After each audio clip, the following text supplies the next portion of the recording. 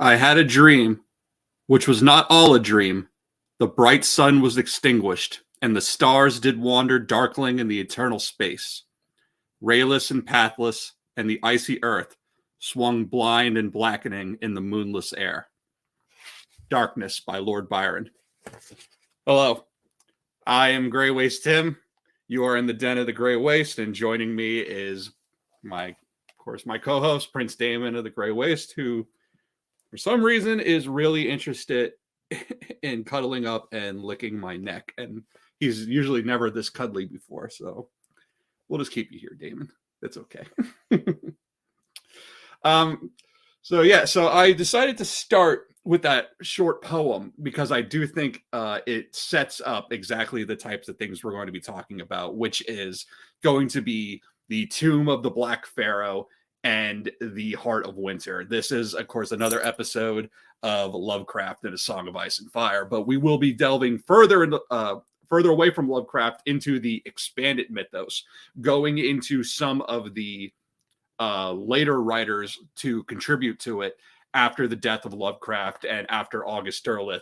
And the two main ones here would be Brian Lumley and Lynn Carter. Both are huge contributors to both the Cthulhu mythos and the Carcosa mythos, and both have a relationship with George R.R. Martin. George R.R. Martin is a fan of both of these men. Lynn Carter was one of George's editors back in the day. He passed away in the early 90s, so he never got to work with George on A Song of Ice and Fire. He died before the first book was released, but he did work with George in the 70s and 80s, and George's short fantasy stories do appear in collections of Lynn Carter's anthology series. And then Brian Lumley is the creator of the Titus Crow series, which is expanded Cthulhu mythos. Titus Crow is a cultist who works against the elder things. He works against gods like Cthulhu and Hastur and the likes of them.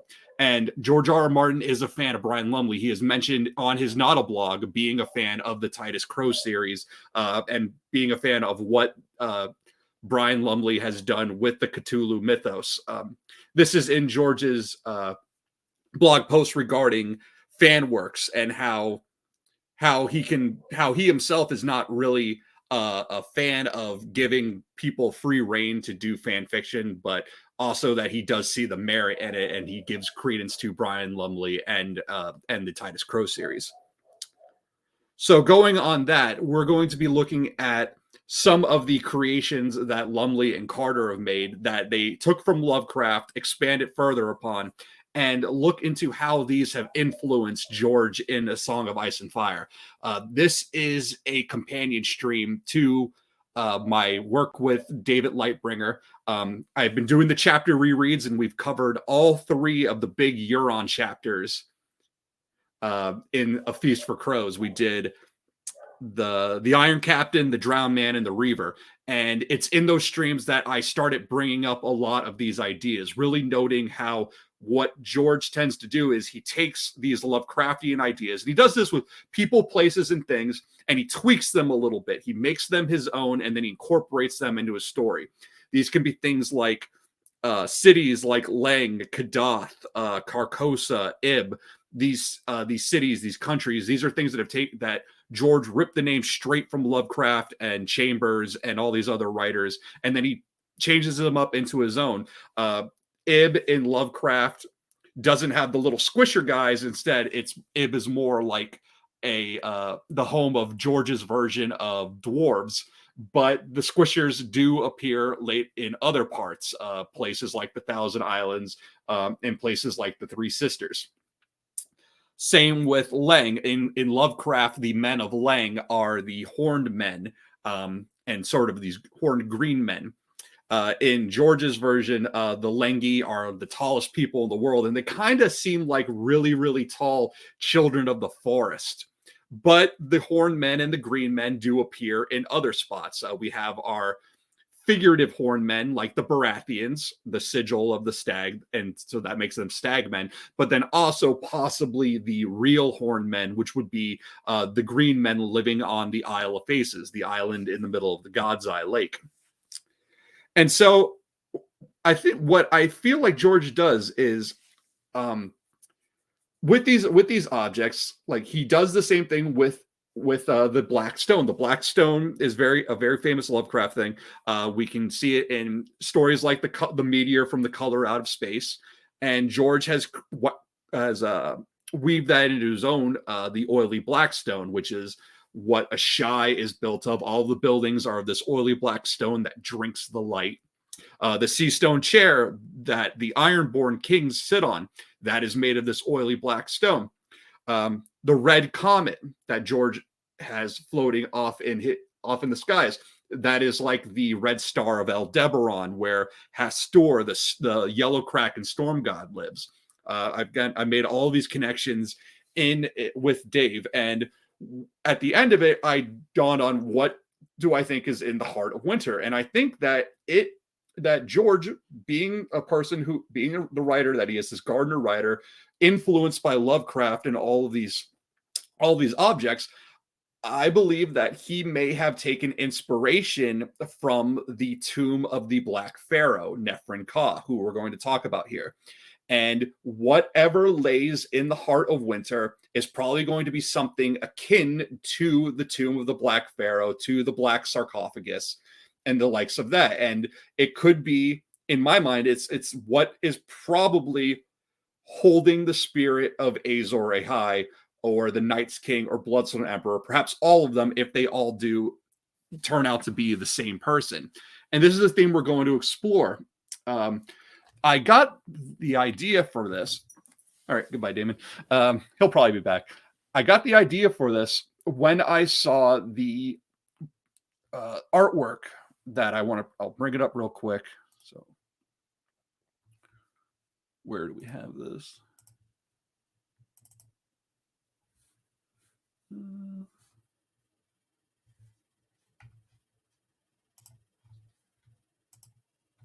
Okay, so let me just share my screen. I should have had this up.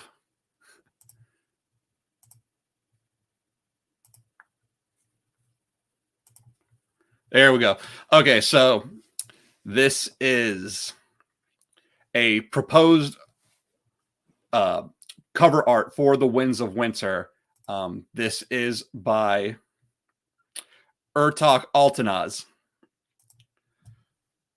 And this is what really kind of gave me the idea of examining the Black Sarcophagus and the tomb of the Black Pharaoh, because of just this picture, the obsidian, the dragon glass dagger that it seems to be that Herzog seems to have incorporated into this. And it just, once I saw this and realized that this could potentially be the cover for The Winds of Winter, not the Horn of Winter, which has been a placeholder, but if this ends up being it, that really got my mind just stirring, and it made me want to take a look more into this and look into the end game with the Heart of Winter, and specifically with three characters, which would be Asha Greyjoy, Euron Greyjoy, and Jon Snow. And I've picked these images specifically because of the themes that they incorporate. We're going to be talking about the idea of,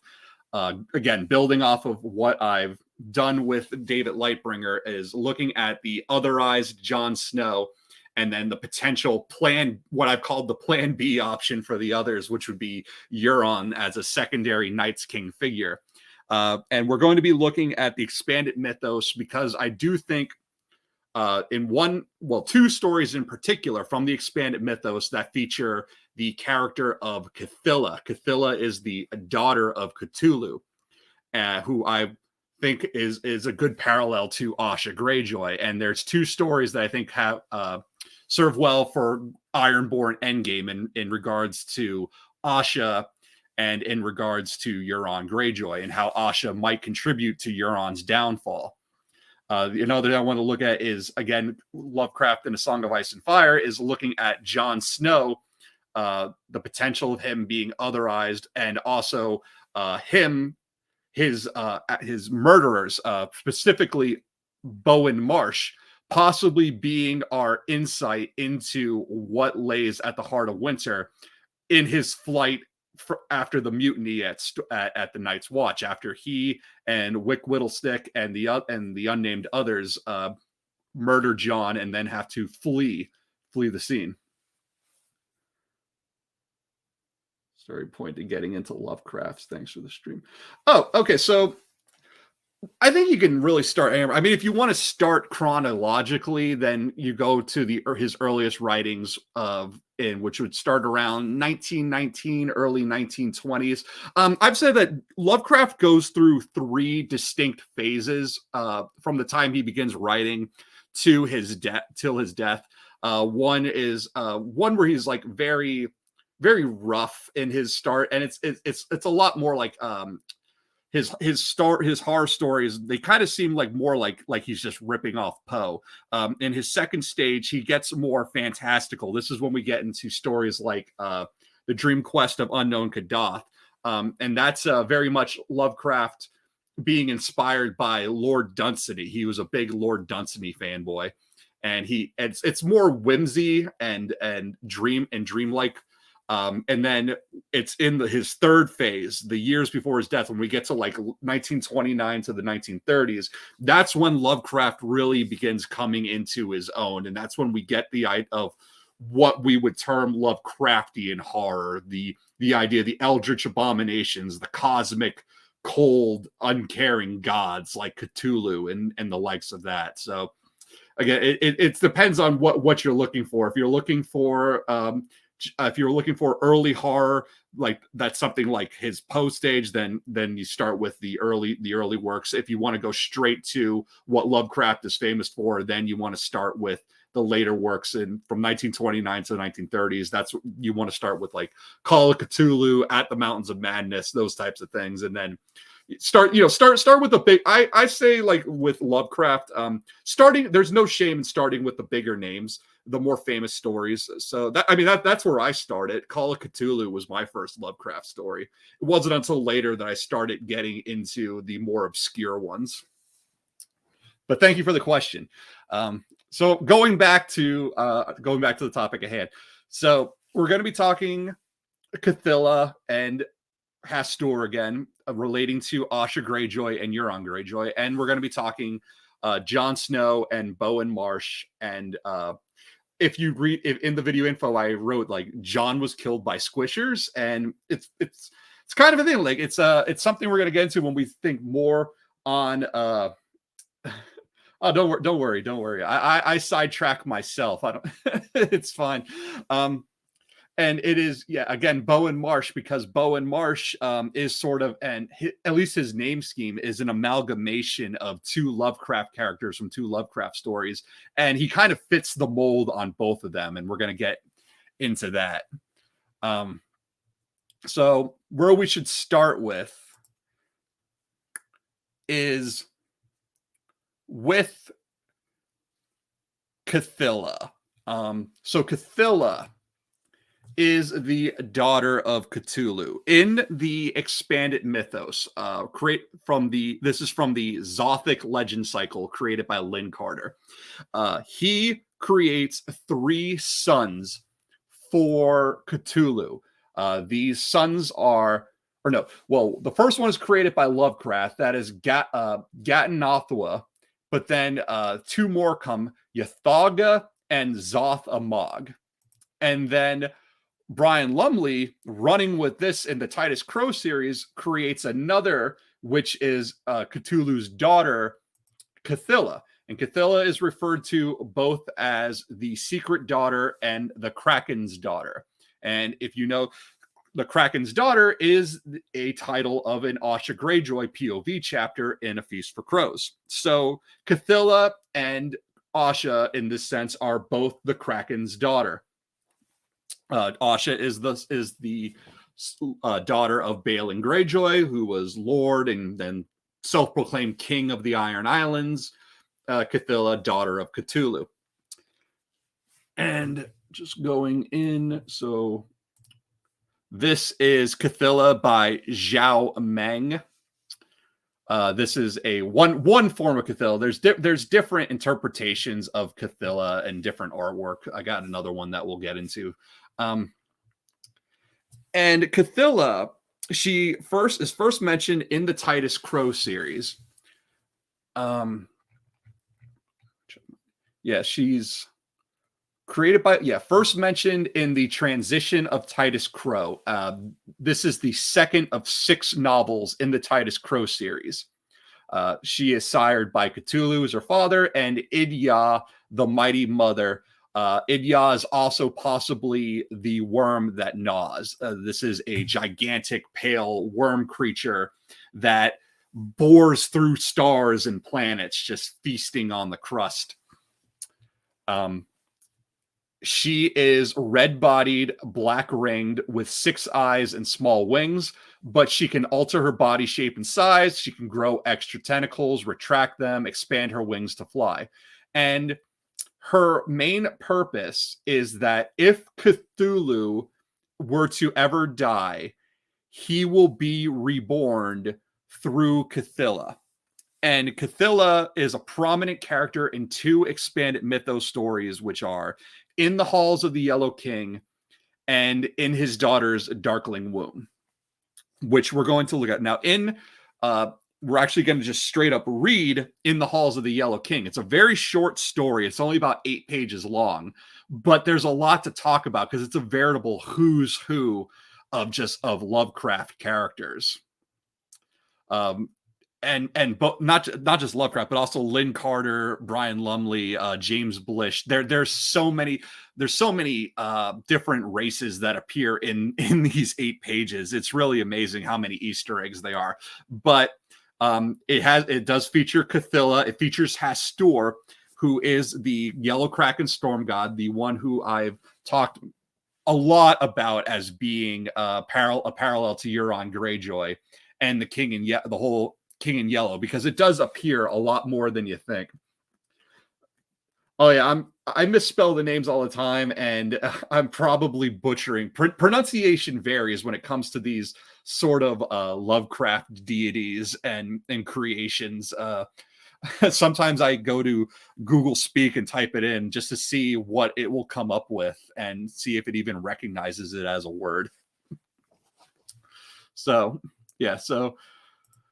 we're going to start with, I don't have a PDF, so I'm just going to have to read it straight from the book. This comes from Future Lovecraft.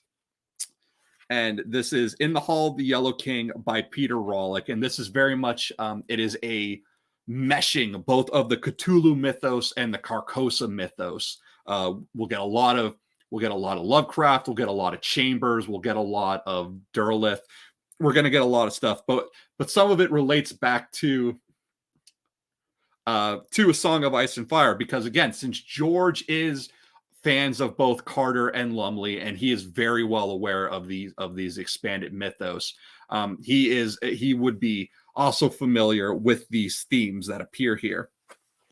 Okay, so In the Hall of the Yellow King. From Carcosa, the Yellow King reigns. Unbroken, unmade, the royal remains. Eternal the regent, from death refrains. Lest the dynasty of Aut regains the Jejun throne. The prophecy of Casilda. So real quick, Aut is one of the princes of the city Immemorable. The Carcosa mythos is something that starts with Robert W. Chambers with his King in Yellow series. Well, really, it starts with an inhabitant of Carcosa, which is a poem by Ambrose Bierce. And then Robert W. Chambers adapts that and creates The King in Yellow, which is another anthology series. It's a collection of short stories, but the backdrop of it is this play, The King in Yellow. And to read the play is to sort of open the veil and allow the King in Yellow to peer through and open your way and invite madness. The King in Yellow, kind of like with a lot of Lovecraft deities, he's more of a outside force than something that really plays prominent in the world, except in one story, which is in the court of the dragon, which is the one story in the King in Yellow where the King in Yellow appears in a physical form on page and speaks. And this is funny because in the court of the dragon, well, the King in Yellow in George's world refers to the yellow god emperors of Yi Ti. Currently in George's version of Carcosa, there is a yellow sorcerer lord who claims to be a yellow emperor, and he has a claim to the throne. But one of the other yellow emperors from the past, I believe it was the fourth yellow emperor, was married to a Valyrian noblewoman, and he kept a dragon at his court. So in the court of the dragon, being the only story where the King in Yellow appears and speaks, this again, you can see George having fun here. His yellow emperor at his imperial court keeps a dragon.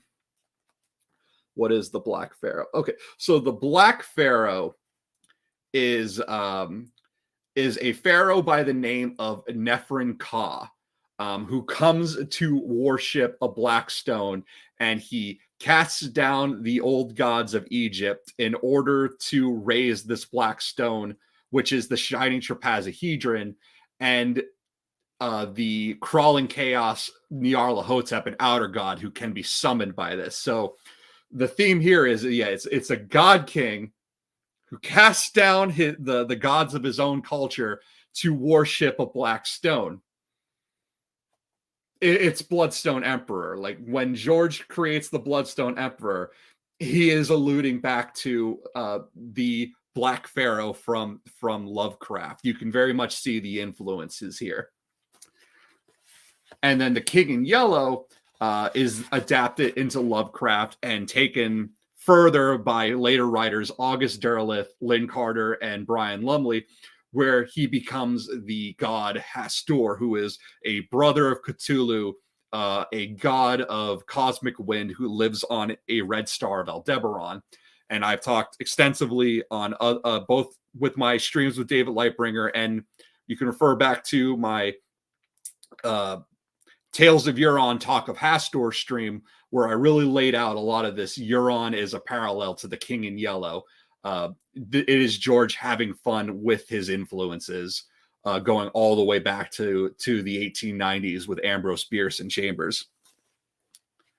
Okay, so we're going to the story. So as the doors to the throne room opened, the human Herbert West cast a last look upward at the great towering spindle that rose through the sky and into space beyond. All right, so in the very first line, we start off with a Lovecraft Easter egg because Herbert West here. The name West is spelled O-U-E-S-T, but it is a reference to Herbert West from Reanimator. So we'll just bring up that.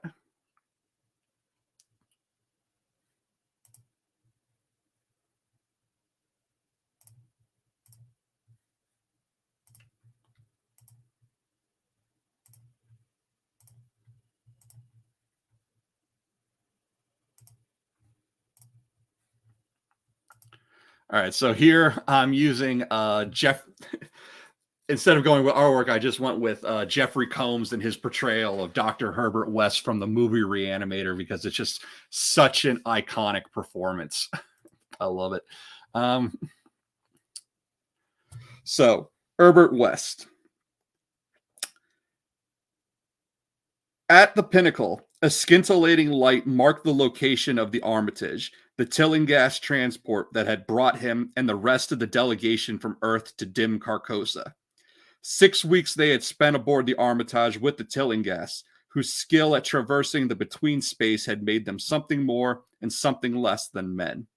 West was no stranger to the metamorphic, but even he was disturbed by the dead black eyes of the Tillinghast, and was grateful that there had been on board one of the few remaining Nugs soft to serve as steward.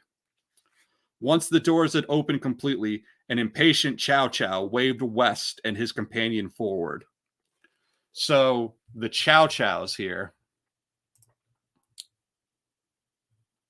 go to the photos of them.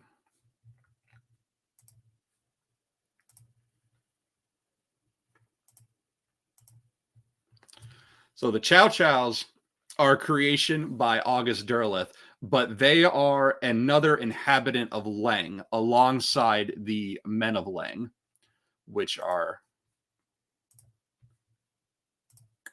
so these are the Men of Leng.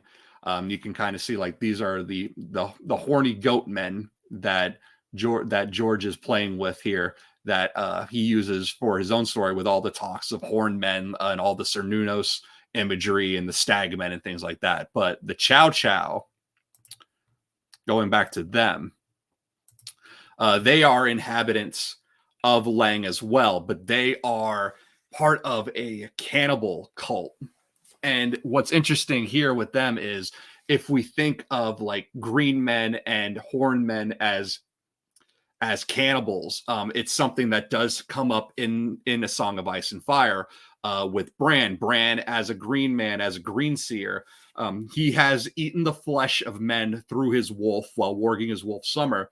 And he has also possibly, more than likely, eaten flesh through the Weirwood paste, which is more than likely Jojen paste.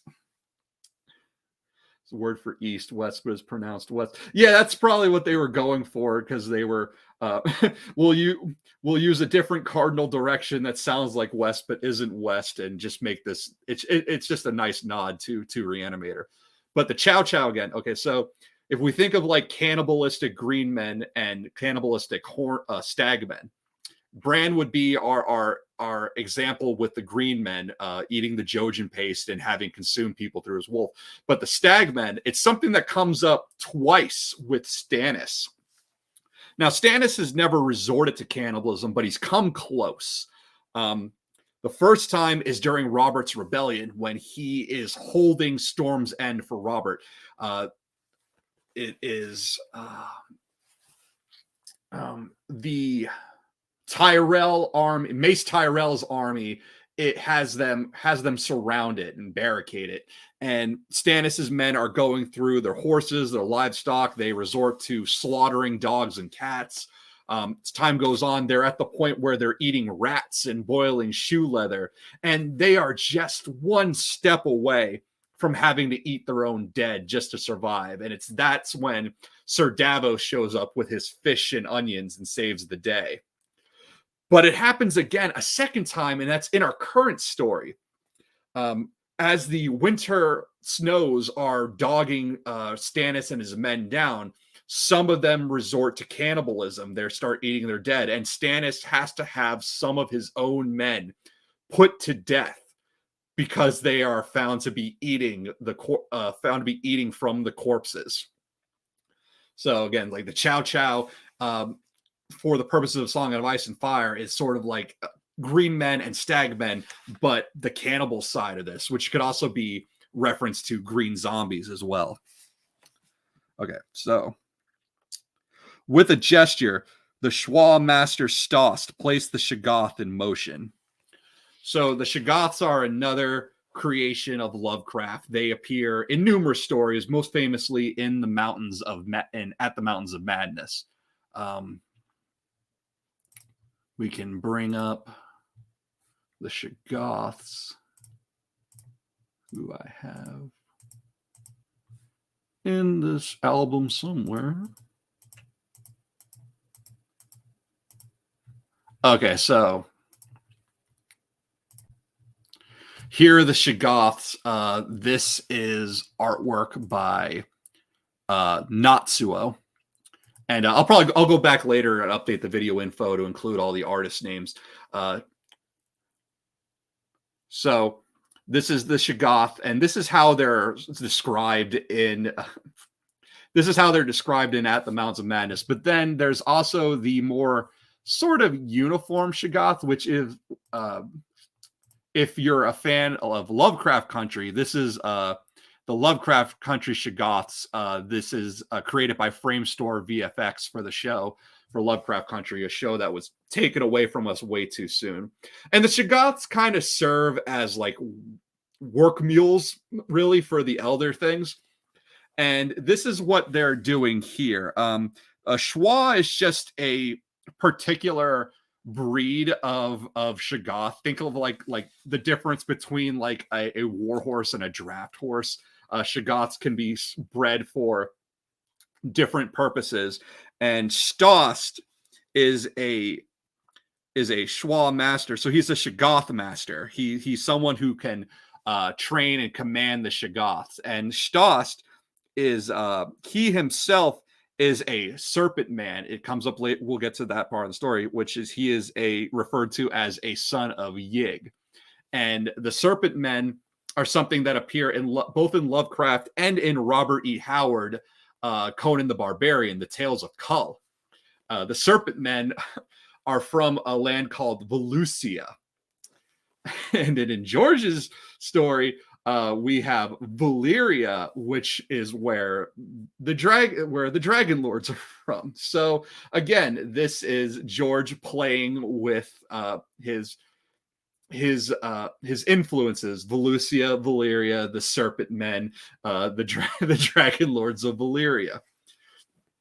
And Volusia is also one of the places where the shining trapezohedron, this oily black stone, shows up, because Lovecraft and his friends would just straight up borrow things from one another, characters, places, objects. And while George is doing the same thing and tweaking them into his own, they would just straight up take ideas from one another. They did it with permission, and it was all in fun. But yeah, the shining trapezohedron shows up in Conan stories, in Volusia, in the hands of the serpent men. And then as time goes on, it later finds its way into ancient Egypt, where it comes in the possession of Nephren-Ka, who is the Black Pharaoh. Okay, so back to the story. So it slid forward, its hideous protoplasmic bulk carrying its great load in silence and ease. The lozenge-shaped sepulchre was carved from the finest black coral and masked more than 5 full-grown caridans. As they proceeded, a court tittered. West, though tempted, resisted the desire to cast a foul glance at the school of Hydran sisters that swam amongst the courtiers, whispering and hissing in their strange, lugless voices. So the Hydran sisters, this is would be Medusa and the Gorgons. Again, like Lovecraft, just as George does, would adapt myth, Greek myth, things of that nature, bring it into his own story. So the Hydran sisters are Gorgons. And what's going on here is this is a meeting on Carcosa, and it's like a gathering of different races from all across the cosmos. And they're all there to pay fealty to Hastur, to the King in Yellow. And Stost and Herbert are carting around this giant, they refer to it as a sepulcher, but unfortunately that would be the wrong word for this, because a sepulcher, the difference between sepulcher and sarcophagus is the sepulcher would be the entire burial chamber, whereas the sarcophagus is merely the stone or iron coffin, whatever the body is placed in. So technically he should be using the word sarcophagus here instead of sepulcher, but it's whatever. And just to bring that up, so it's part of the thumbnail for this stream, but I will bring up the black sarcophagus. This is artwork by Vengix5, and this is a good interpretation of the black sarcophagus of Nephren-Ka. Can I write you something? Oh yeah. If you want to message me on like either on Twitter, you can slide right in my DMs. You can follow me on Twitter at the Gray Waste. There should be links to all of that in the video info. So Stost and Herbert are carting around the black sarcophagus here through the court. So now is not the time for petty acts of reprisal, he thought. Later, when the formalities were complete, Then the traitorous sorority would know the skill and wrath with which he would wield a scalpel. Only then would the flaying of Father Dagon be avenged. Never had West seen such a diversity of creatures in a single place. He supposed that any such court must have its parasites. By far the most represented were the sycophantic Migo, but there were contingents of Shan swarms, Zyklotl, and Nagai as well. There were a dozen Yith, identifiable not by their conformity to a single species, but by the mandatory wearing of the Vorish sign. A small cluster of Martian Ihas fretted and tried to remain unnoticed behind a column. West noted their presence and that of a rogue Zothian that he could not identify by name. Yet despite all the species he could identify, the crowd was mostly dominated by those he could not. These came in single exemplars, which meant that West could not tell whether they were representatives of an unfamiliar species or something entirely unique. Such individuals were many and multiform, dread and vile, wondrous and terrifying, and none more so than that occupying the great throne before him. One might be tempted to call the thing that rested uneasily on the dais humanoid, but such a classification would be giving it too much credit. It was swathed in yellow, diaphanous robes that concealed the vastness of form, and a square of the same material draped over its head, concealing the eyes, but revealing the gaunt, lipless mouth and ivory peg-like teeth that sat amongst a husk of gray skin. Its hands, resting in its lap, were gloved with only a thin gap between the gloves and sleeve of the gown. West could see nothing in that gap. No skin or bone seemed to connect the appendages to their terminal digits. West knew that acting as Yathil was a dread task, and that the host was to expect certain concessions, but becoming partially unreal seemed excessive. Above the creature's head, floating like an untouched and untouchable crown, was the ghostly triple-curved symbol of he who must not be named, marking its wearer as the King in Yellow. So this is referring to the yellow sign, which is part of the cult of the King in Yellow, and it's how cult members sort of identify one another. As for the description given here for Hastur, we'll go to another photo.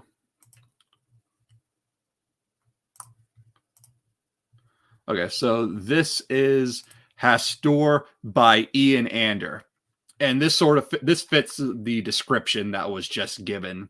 You can kind of see like the floating crown that resembles the yellow sign, the gray withered skin, and how it doesn't seem like the appendages are even connected because you can't really make out his face. It's just more of a vastness of space. And of course, there is the red star of Aldebaran forming the eye, which we can go back and if we compare that back to the Euron photo that the Euron picture that I used for this stream, which would then be here. This is Euron Crow's Eye by Michaelsman, if I'm pronouncing that correctly. But in this, Euron has removed his eye patch. He is showing the world both his smiling eye and his blood eye. Here it is colored in red, symbolizing both the Red Comet and as a call out to Aldebaran and the whole King in Yellow. Oh yeah, it is an eclipse crown. That's also great. Yeah. So long night. When the sun disappears, eclipse is the sun disappearing. So an eclipse crown, that would be something that Euron metaphorically would wear. Euron is wearing he's given up the driftwood crown for a black iron crown, decorated with shark teeth, which is also just badass and something I want to make. I just got to glue some shark teeth to the black crown that I have next time I do a Euron thing and have to, want to be in costume. All right. Okay, so without a prompt, West and Stost both bowed before the Regent Galileo, but their failure to kneel sparked a wave of disapproving chatter throughout the courtiers. Oh, hey, David.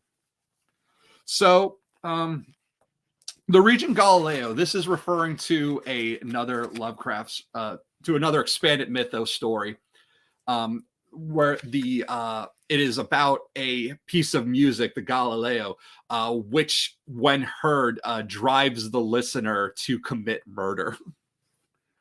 Okay, so their failure to kneel sparked a wave of disapproving chatter throughout the courtiers. The great form strained its neck and peered at them through unseen eyes. When it spoke, it was not in a language West recognized, but he understood what the words, which tasted of ichor and dust and decay, meant. What fools dare to come unbidden to the Carcosan court, wearing such masks as these? So this line here, wearing such masks as these, this is a reference to the King in Yellow, and it is what is the masquerade. What happens in the King in Yellow story is the play. We get little snippets of the play. We don't get the play in full because, again, to hear the play, to watch the play, even to read it, is to invite the King in Yellow, is to invite madness. But there is a scene where there is a masquerade being held by the imperial family of the city immemorable on Carcosa. Carcosa, depending on story, because this varies from writer to writer, is either a planet or a star, but it appears in the star cluster of the Hyades, and Aldebaran, the red star, sort of acts like Carcosa's sun, and Aldebaran is the wanderer who follows the Pleiades. Both of these are star clusters in the constellation of Taurus. And Carcosa is ruled from the capital city, the city of Morium, by a royal family, which is the Queen Casilda, her husband, and also her brother, Aldonis. And they have 3 children, the princes Wat, Tail, and the princess Camilla. And Wat and Tail both compete for the hand of their sister. But it is during this masquerade that a character appears who is referred, and he comes in wearing what is described as a pallid mask and yellow robes. And he is referred to as the Stranger. So this is, again, like going to a Song of Ice and Fire. The Stranger would be the cloaked god of the 7, the one who represents death and mystery and all that. So here, the Stranger visits the imperial family at this masquerade. Casilda, the queen, demands that he remove his mask. And he responds by saying, "I wear no mask," basically saying that this pallid mask, this blank face that he's presenting is his real face. And if with the pallid mask, it actually resembles just a white version of the same masks, the red lacquer mask that Quaithe wears. So imagine like Quaithe in her black robes with her red mask, but just switch it: yellow robes, white mask. This is the King in Yellow. And it's also draws upon the Yellow Masquerade, which draws upon Edgar Allan Poe. It's very Mask of the Red Death, and it's both writers using wordplay, both mask for MASQUE for a big dance, party ball. I know words, party or ball, but also mask as in a mask that you wear. And Euron himself also, in a way, wears a mask. His mask is the eye patch he wears that hides his blood eye, that hides his malevolence, his true wickedness. And instead he puts on and airs and presents to the world his blue smiling eye, along with his charisma and all of that. And that is how he gets men to lead him. Yeah, and Lemon Cloak also is another good King in Yellow figure. I gotta look more. There's more I can do with Lemon Cloak, especially if Lemon Cloak ends up being, I'm blanking on the name, but there is a theory that Lemon Cloak may have actually been Rhaegar Targaryen squire. I'm just blanking on it. There's so many names they make you remember and remember. So, West bobbed his head, respectful but defiant. We wear no masks, my lord, and we come not at your bidding, but in response to the will of our own lord, who sends to you this precious boon in hopes that the enmity between you shall no longer rage. So, Hastur, in the mythos, he is a half-brother of Cthulhu, and Jeffrey Lawnmouth, thank you. Okay, so Hastur is a half-brother to Cthulhu, but he wars against Cthulhu. The two of them are at odds, and when it comes to Hastur in the late after Lovecraft's death, when the mythos basically gets taken over by August Derleth.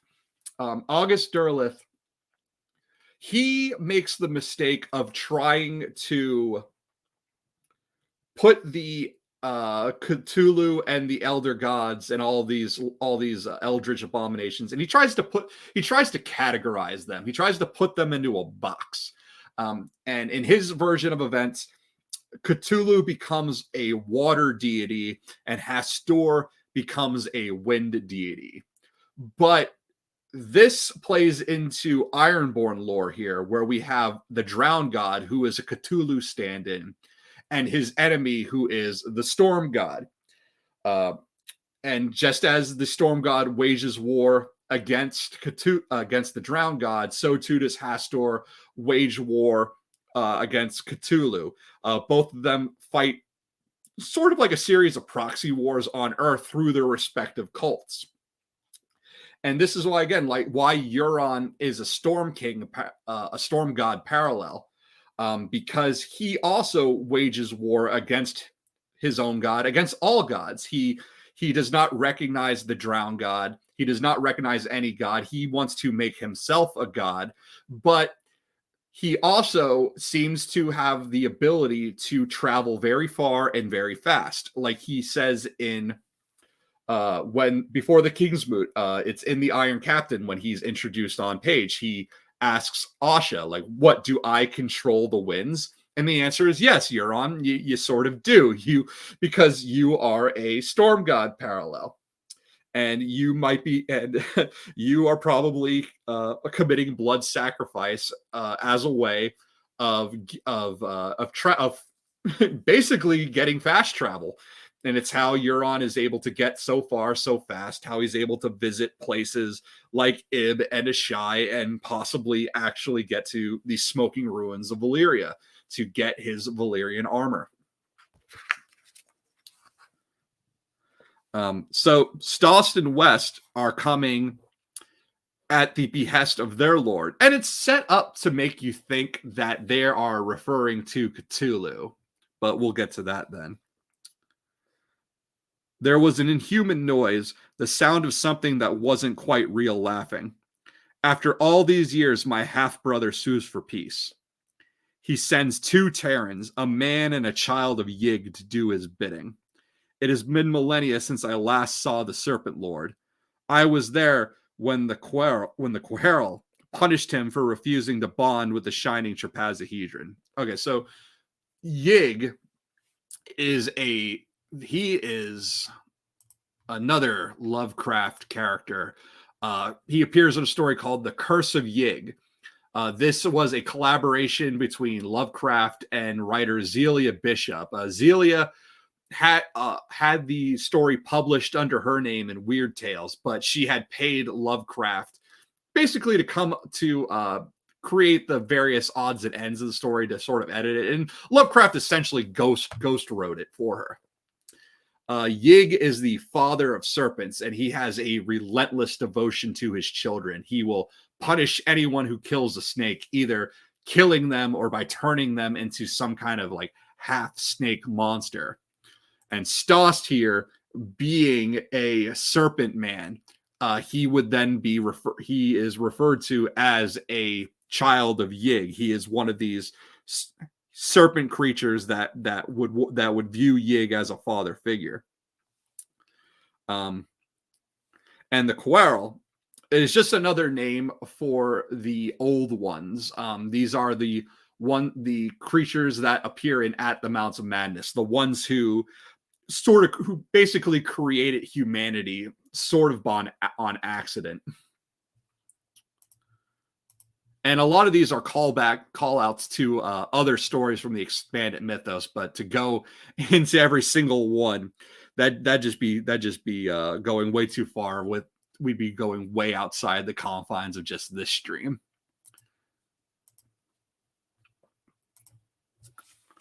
Okay. He didn't understand that he had been created for just that purpose. His crucifixion was a wondrous thing to witness.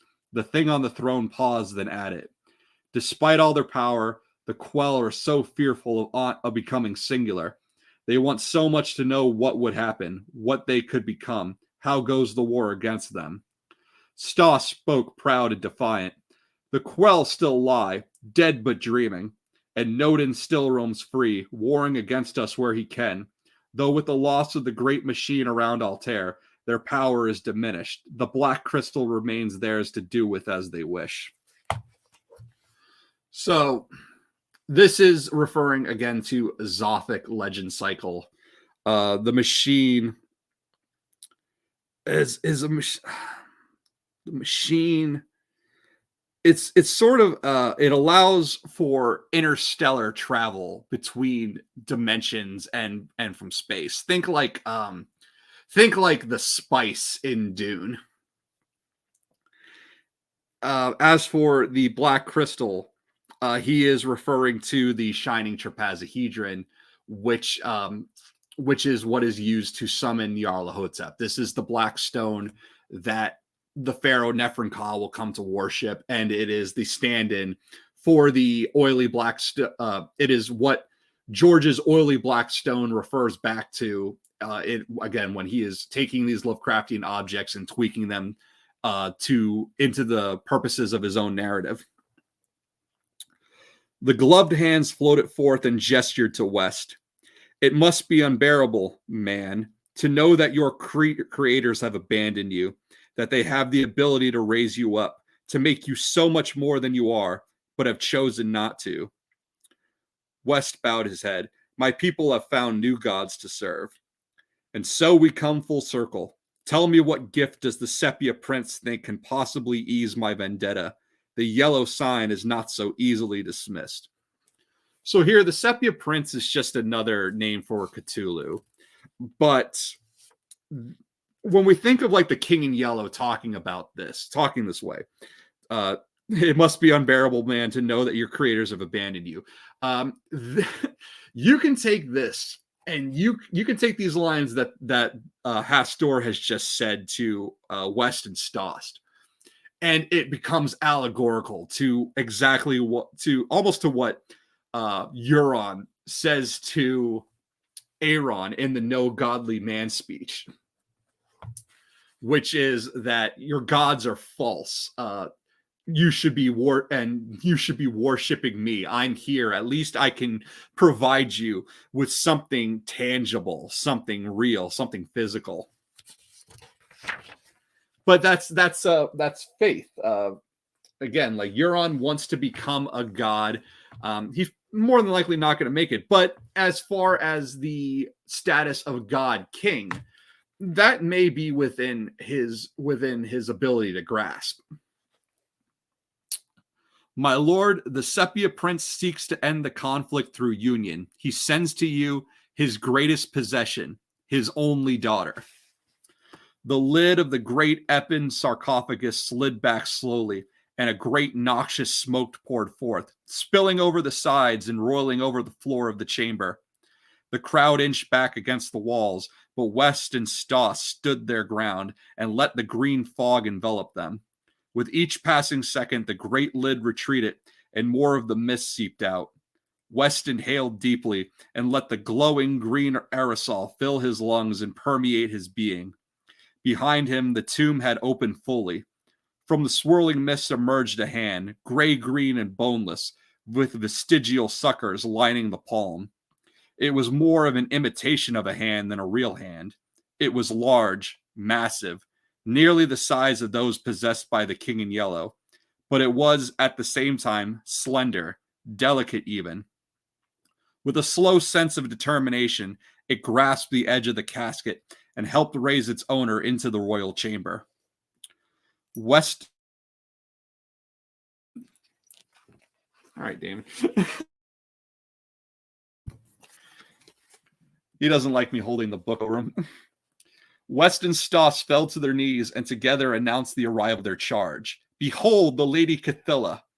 The thing that crawled out of the mist was as human or humanoid as the Yatil that bore the ruler of Carcosa.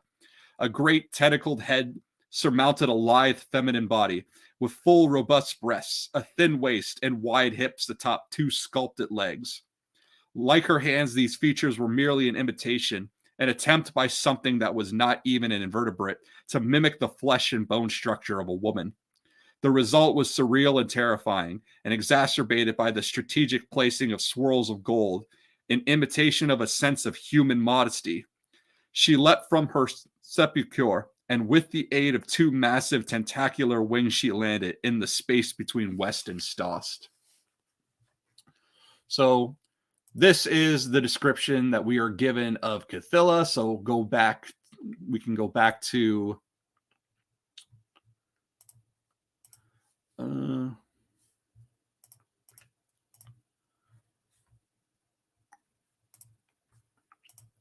so going back here, this again is Cthulhu by Zhao Meng.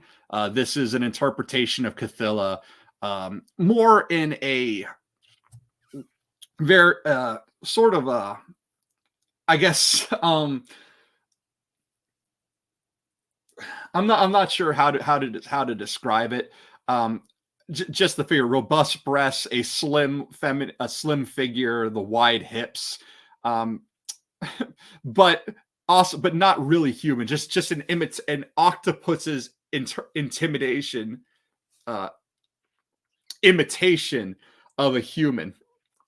And this is what we get here. And you can see again the red and black that is characteristic of Cthulhu and her coloring, and the black wings. But then there's also another interpretation of Cthulhu. When I was doing research for this and trying to gather images, I also came across this one, and I had to see it, so now so do you.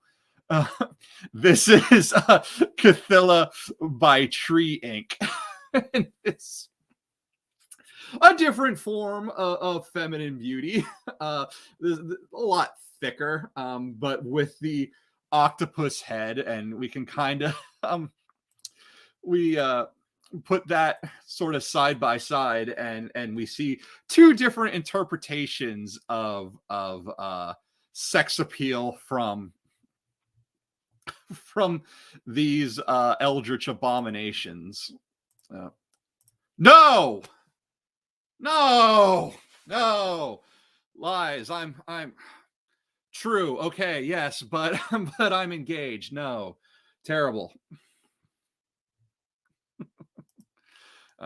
Right, so yeah, that's Cthulhu. It took a moment for the demi thing to find her footing, but only a moment. West suspected that it was only he that actually noticed her transition from predator to a demure maiden with a bowed head and large pleading eyes. So Cthulhu, very much putting on an act here. It's a subtle shifting of the body where she goes from a predator stance to trying to play more of a damsel in distress here. It had taken years to train her in the art of such body language, and West suppressed a smile as she slinked forward, her breathing exaggerated and her chest heaving rhythmically. Her voice was the dull howling roar of a black smoker bellowing out of the abyssal plain. My father sends me as an envoy, my lord, to parley for an end to the aggression that lays siege to our home. He asks that the yellow sign be withdrawn, the integration made whole, and the reputation repaired. That line, the reputation repaired, is a reference to the repairer of reputations. It is the first story in The King in Yellow, and it's what gives us a lot of our groundwork, a lot of the world building for Carcosa and the King in Yellow driving people to madness. The King in Yellow roared up out of his throne. You ask much on your father's behalf, my niece, and you offer what in return? Yourself? What makes you think that I would be interested in such carnal offerings? The Lady Cathilla widened her eyes and strode forward. You are the King in Yellow, the avatar of Hastur. The court murmured as she spoke the unnameable name. But under those robes, beneath the crown, you are still Yatil, and all such creatures still have certain needs. So, Yatil here is referring to another character in the King in Yellow. He's not a prince like Aut and Tail are, but he is sort of like kind of an offshoot of the Imperial family, but he becomes the one that it becomes possessed by Hastur, by the King in Yellow, and becomes kind of his earthly body. If we think of Jon being otherized and turning into their own king figure, and then for Euron to then be the same, like it's the avatar, the earthly body, the earthly vessel for these higher planes of existence, these higher, more eldritch, godlike beings, but who, in order to make their actions on Earth, need a vessel. They need a host body. And in this one, Hastur is embodying Yatil. So the regent's tattered robes fluttered as he rushed to meet the Lady Cathilla at the base of the throne. You know the prophecy of Casilda? His disembodied hand leapt out and grasped her by the throat. She nuzzled her hand against his chest and murmured an affirmative. If the thing beneath the veil could sneer, then it did. Then you know that my service in this place makes me immortal. Only beyond the mists of Demhe am I vulnerable, and taking leave of these halls is something I have not done for more than 1,000 years. Even then, if I were to be mortally wounded, the mantle would merely find a new host, a new Yatil. And I assure you that the vengeance my successor, Aut, would wreak on the Sepia Prince would be legendary. The retainers of the great court of the Carcosan Imperium shuddered, as if a cold wind had blown through, and the Lady Cathilla laughed once more. It is true that the throne cannot be empty. A singularity must reside, and should the mantle of the king be somehow divorced from his crown, the universe itself would bend to fill the void. The kings of the yellow sign would be deposed, relegated to cosmic memory, and Aut, the pallid mask, would be free to roam the cosmos. So let us assure that nothing untoward ever happens to you, my liege. Catilla leapt forward and embraced the Yellow King, let her great appendages and cilia dance around and beneath his robes. She blossomed and enveloped him in the coils of her terrible form. The king moaned, but whether that moan was from pleasure or from the sudden realization of what was happening, none could rightly say. The lady was dragging the king backwards, and entangled as he was, he could gain no leverage to resist her. As they inched back, the Shoggoth moved forward and tilted the great sarcophagus so as to better receive them both. Cathilla's tentacles reached backward and gripped the edges of the ebon box. The victim bellowed as the maw of the tomb grew closer, but another set of those gray-green pseudopods wrapped around the king's head and muffled his protestations. In an instant, the two figures were suddenly lost inside the mist that still seeped from the sarcophagus. The lid slowly slid forward, and with a grinding finality, closed with a gasping hiss. So, what happens here is Catilla, basically using her feminine wiles, she works to seduce Hastur. And by doing so, she traps him within the black sarcophagus. Now, I have said that Catilla is kind of an Asha stand-in, but Asha, is not going to be a damsel in distress trying to seduce Euron. Rather, she is going to if she is to aid in Euron's downfall, it's going to be through her smart ass attitude. And this is what I think happened. Like, if we think of this black sarcophagus being allegorical to whatever lays at the heart of winter, whatever it is that Euron is seeking to find, that he's going to unleash, that brings about the others, that releases possibly this spirit of Azor Ahai from his entrapment. Again, I'm building on the groundwork that David Lightbringer has created, and the streams that I did with him. I've said that if Euron does this, that Euron is going to bite off more than he can chew. And I've said, like, I think the idea that Euron is going to be steamrolled by some kind of greater thing is going to happen. And that is how he becomes a Night's King figure. It will be Euron's body doing the actions, but it's not going to be Euron's mind doing it. It's going to be something bigger than him that has now consumed him, and Euron's consciousness will be pushed to the back. Think of like when Bran skin changes Hodor, and Hodor's consciousness is pushed back to the point where he's sort of hiding in his own mind. I think it is a perfect karma for Euron, someone who plays with other people, who psychologically tortures his brother Victarion, who physically and sexually molested, overpowered, and abused his brother Aeron and Yuri. It becomes like sort of this karmic vengeance against Euron if the same thing were to happen to him. And for someone like Euron, who seeks to become a god, to be overpowered by something greater than him, whether it be an actual god or some kind of otherworldly force. Again, George has said that we're never going to see actual gods on page, but we do feel their presence, the presence of some kind of higher force that's working outside, just kind of guiding the world with like an invisible hand. Euron being overpowered by that, and instead becoming like a substitute Night's King, but not actually in control of it. This is the theme that I see happening. And if that happens,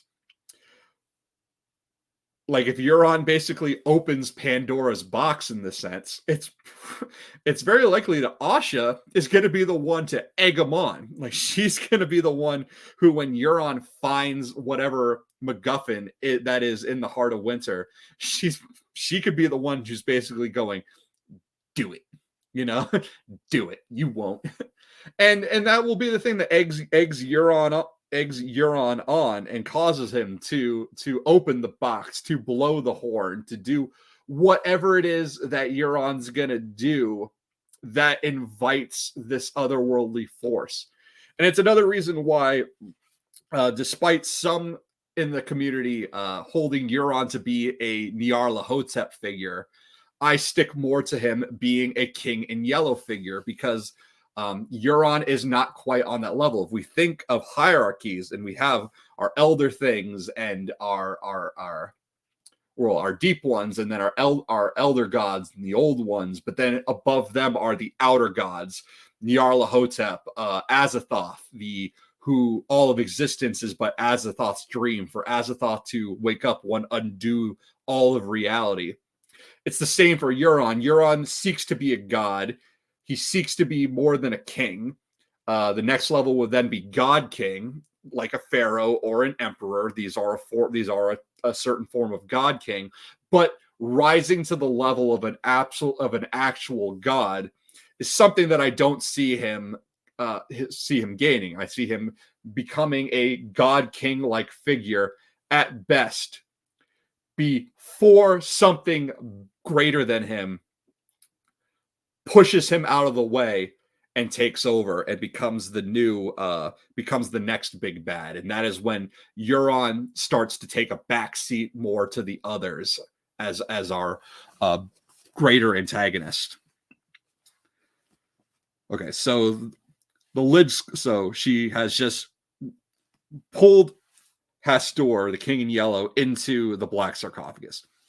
The members of the court cast their eyes about in anticipation, but while they waited for one of them to become king, Stoss and West put their own plans in motion.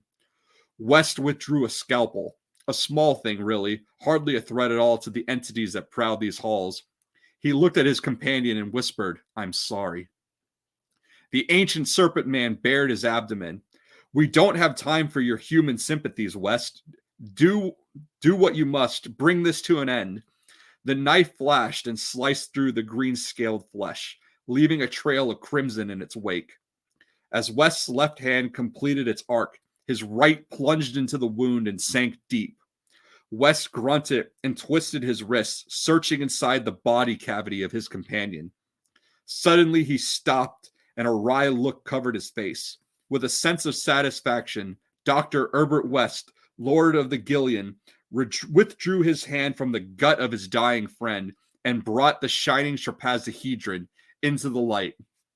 So Herbert West cuts Stoss. So he cuts the serpent man, reaches into his stomach, and he pulls forth the black stone. So again, if we think of like the dragons and the black stone in here. So Stoss is our serpent man, and the dragon, and he is carrying the black stone. Well, the black stone in George's story, more than likely a meteor, and the dragons would be meteors in a meteor shower. So the dragons, in a sense, the dragons symbolically as meteors bring the black stone when they rain to earth. Some amongst the court moved against him, but the Shoggoth, following its master's final orders, lashed out at anything that moved, enveloping its victims in fleshy pockets of digestive juices and rings of restraining tendrils. The others fell back and made for the exits in a last attempt at survival. The Hydran sisters fell to the ground and began swearing allegiance to the Sepia prince, wailing for forgiveness. Unfortunately, their ministrations fell on deaf ears. West took the great crystal in both hands and brought it to eye level. His eyes were locked onto its facets. Through them, he could see the billions that comprised the human race. He struggled to speak the words, to perform the rite, to forge the connection with the shard of Azathoth that the progenitors had secreted within. The chaos thing in the crystal crawled up out of its prison, into the consciousness of West, and through him, nearly the entirety of the human species. For too long it had been confined, forced to assume shapes both many and multiform. Now it would be one with man, and man would be one with it and themselves. West faded from existence, replaced by the great dark form that rose up in his place. It was no longer human, but rather a monstrous amalgamation of humanity. The black man strode across space, his three-lobed burning eye challenging all those who would oppose him. As he claimed the Carcosan throne, the Shoggoth finished planting the black coral tomb in place and sealed it within an elder sign. A fraction of the human thing, a facet that had once been West, mourned the loss of Cthulhu, but took comfort in the eternal frozen tableau of the king in yellow, clawing at the inside of the sepulchre, his crown still ensconced on his brow. And as the Black Pharaoh, the human singular, took his place among the god things of the cosmos, the yellow signs fell, and the dreaming fivefold consciousness hidden in the wastes of earth finally awoke. They cried out in an alien voice the name of their ultimate creation, the man-god, Nyarlathotep. So, the ending here, again, Cthulhu tricks Hastur into getting inside the black sarcophagus. It is sealed shut. He is trapped. and Nyarlathotep emerges to claim his throne and take over. And so again, like this is where I see the story of Asha going, is that Asha, as the Kraken's daughter, egging Euron on, will cause Euron to basically cause his own downfall by essentially opening Pandora's box, calling on what is in the heart of winter. And that is when I see this thing. It's a trap. It's snapped shut. Euron is sealed. He is taken over by something greater than him. And just as West is taken over and becomes the earthly vessel here for Nyarlathotep, so too does Euron become the vessel for whatever is trapped in the heart of winter, be that the spirit of Azor Ahai, the spirit of Night's King, the spirit of Bloodstone Emperor, again, possibly all three, but Euron becomes the vessel for that which will lead the others. It will be his body performing the actions, but it will not be him in control. Instead, he will be pushed back into the recesses of his own mind, just as Hastur can still be seen clawing from the inside of the black sarcophagus, trying to get out, as Nyarlathotep takes his throne from him and takes everything from him. And so that is the first thing I see Asha being a Cathilla stand-in is her aiding in the downfall of Euron, playing this role, being the one that gets Euron to walk into his own trap of his own undoing through his own actions in his attempt to become a god king. And it's a very human thing because Euron wants to escape the confines of his own humanity and become a god, but you can't escape human nature. And Euron, for as much as he seems to have planned things with Dragonbinder, with sending Victarion out, possibly of already claiming Dragonbinder, and whatever Victarion does will be all according to his plans, Euron still is going to have those human weaknesses, his glory, his ego, that sort of thing.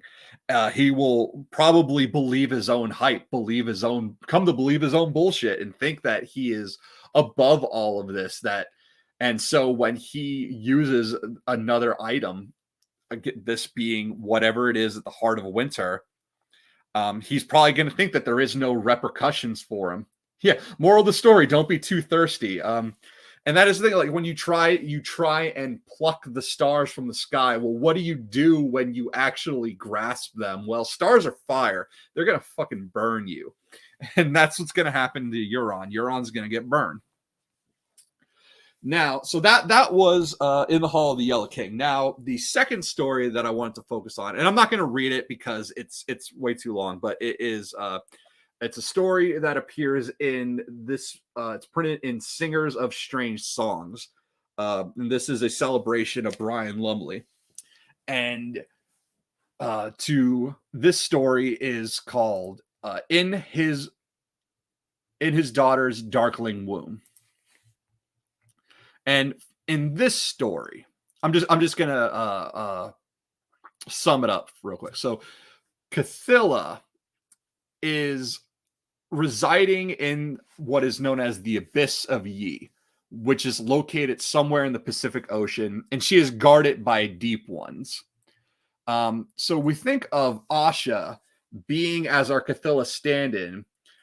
She is currently guarded by a mix of her own Ironborn followers, who would be deep ones in this case, and she is also guarded by Stannis's men because she is currently in Stannis's possession.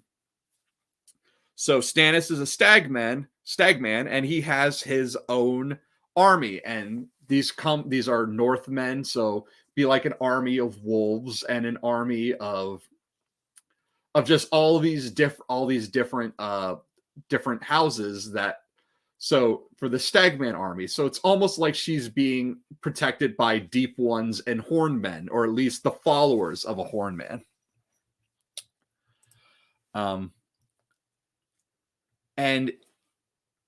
But in his daughter's Darkling womb, Cthulhu is captured by a team of marine biologists. They're headed by one Dr. Catherine Cullum. And they believe Cthulhu to be this new species of giant octopus. Again, Cthulhu has the ability to expand her body, so she can be any size that she wants to be. She can be a great cosmic thing if she wants to, or she can be the size of a kraken, or even smaller. So she is capped, but for the purposes of living in the Pacific Ocean and being inconspicuous, in this story, she is down to the size of a giant octopus, which is still pretty damn big, but something that can feasibly live in the ocean, protect itself, and sort of go unnoticed, at least here until she's captured. But these marine biologists, they capture her thinking that she's a giant octopus, but their research is funded by the University of Arkham. And Arkham is featured heavily throughout Lovecraft stories. Arkham, Massachusetts, and Miskatonic University, Go Fighting Cthulhu's. So it is Arkham and Miskatonic University that are funding this expedition. But they are also overseen by a man named David Goggin, who he claims to be an animal rights activist. Yet at the same time, he just casually blurts out quotes from the Necronomicon and the Shot Aquadingen. So it's not, he doesn't even attempt to hide the fact that he is a cultist, working for other cultists in the hierarchies of Miskatonic University. A lot of these professors and board staff at Miskatonic are also members of various different Lovecraftian cults, Esoteric Order of Dagon, Followers of the Yellow Sign, Church of Starry Wisdom, which George also straight up takes. The Bloodstone Emperor is said to be the first high priest of the Church of Starry Wisdom in George's story. But yeah, so Dave here is not even hiding the fact that he's a cultist. And Cthulhu, what this team does is they decide, they have the bright idea that they want to make more of these giant octopi because they've never found one like this, and they need more to study. And this story reads very much like, it's like the Dunwich Horror, Rosemary's Baby, and Species all just mangled together. And so what they do is they have this giant robot squid that they name Mike, and they have it artificially inseminate Cthulhu. And Cthulhu, she ends up laying a clutch of eggs. But as days go by, she actively begins to cull them. She starts to eat her own eggs one by one until finally, out of this clutch that she lays, only one egg remains.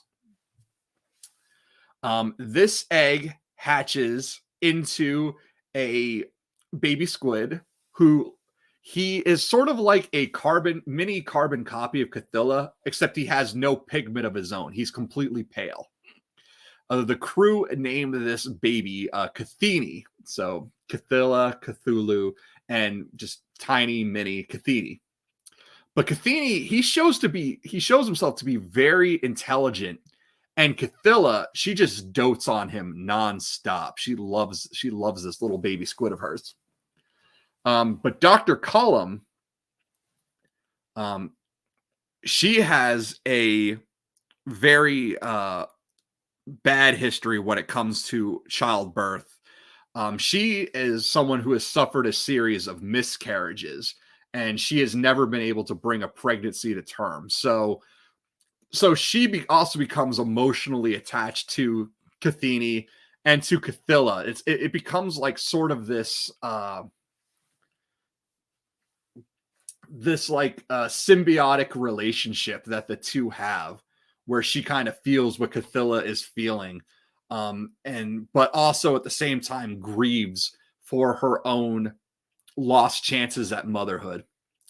And also just being out at sea for months on end, no contact with the outside world, she starts to feel this deep depression coming on.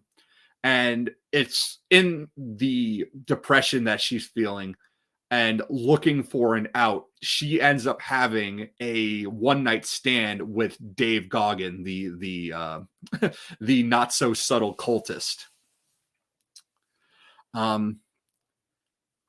And she becomes pregnant from this one night stand.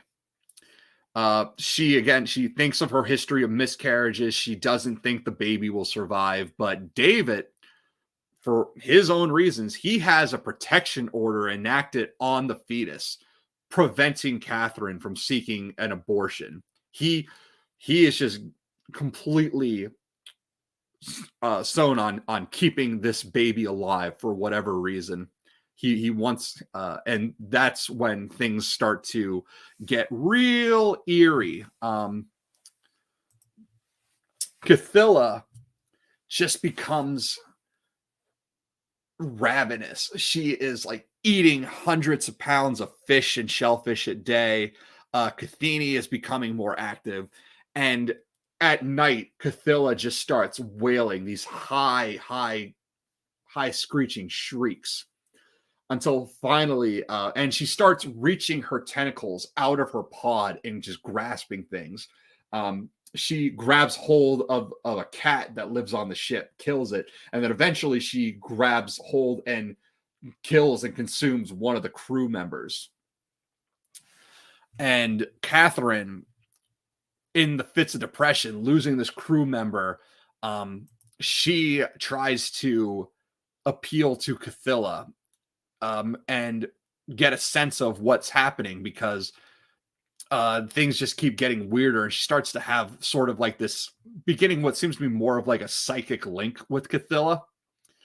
And it's during one of these encounters where Catherine goes and visits Cathilla after the death of the crew member, when the rest of the crew is really being like, oh shit, we should never have brought this thing on board. We never should have impregnated. We never should have made a baby version of this. Like, what have we done? We're playing against nature.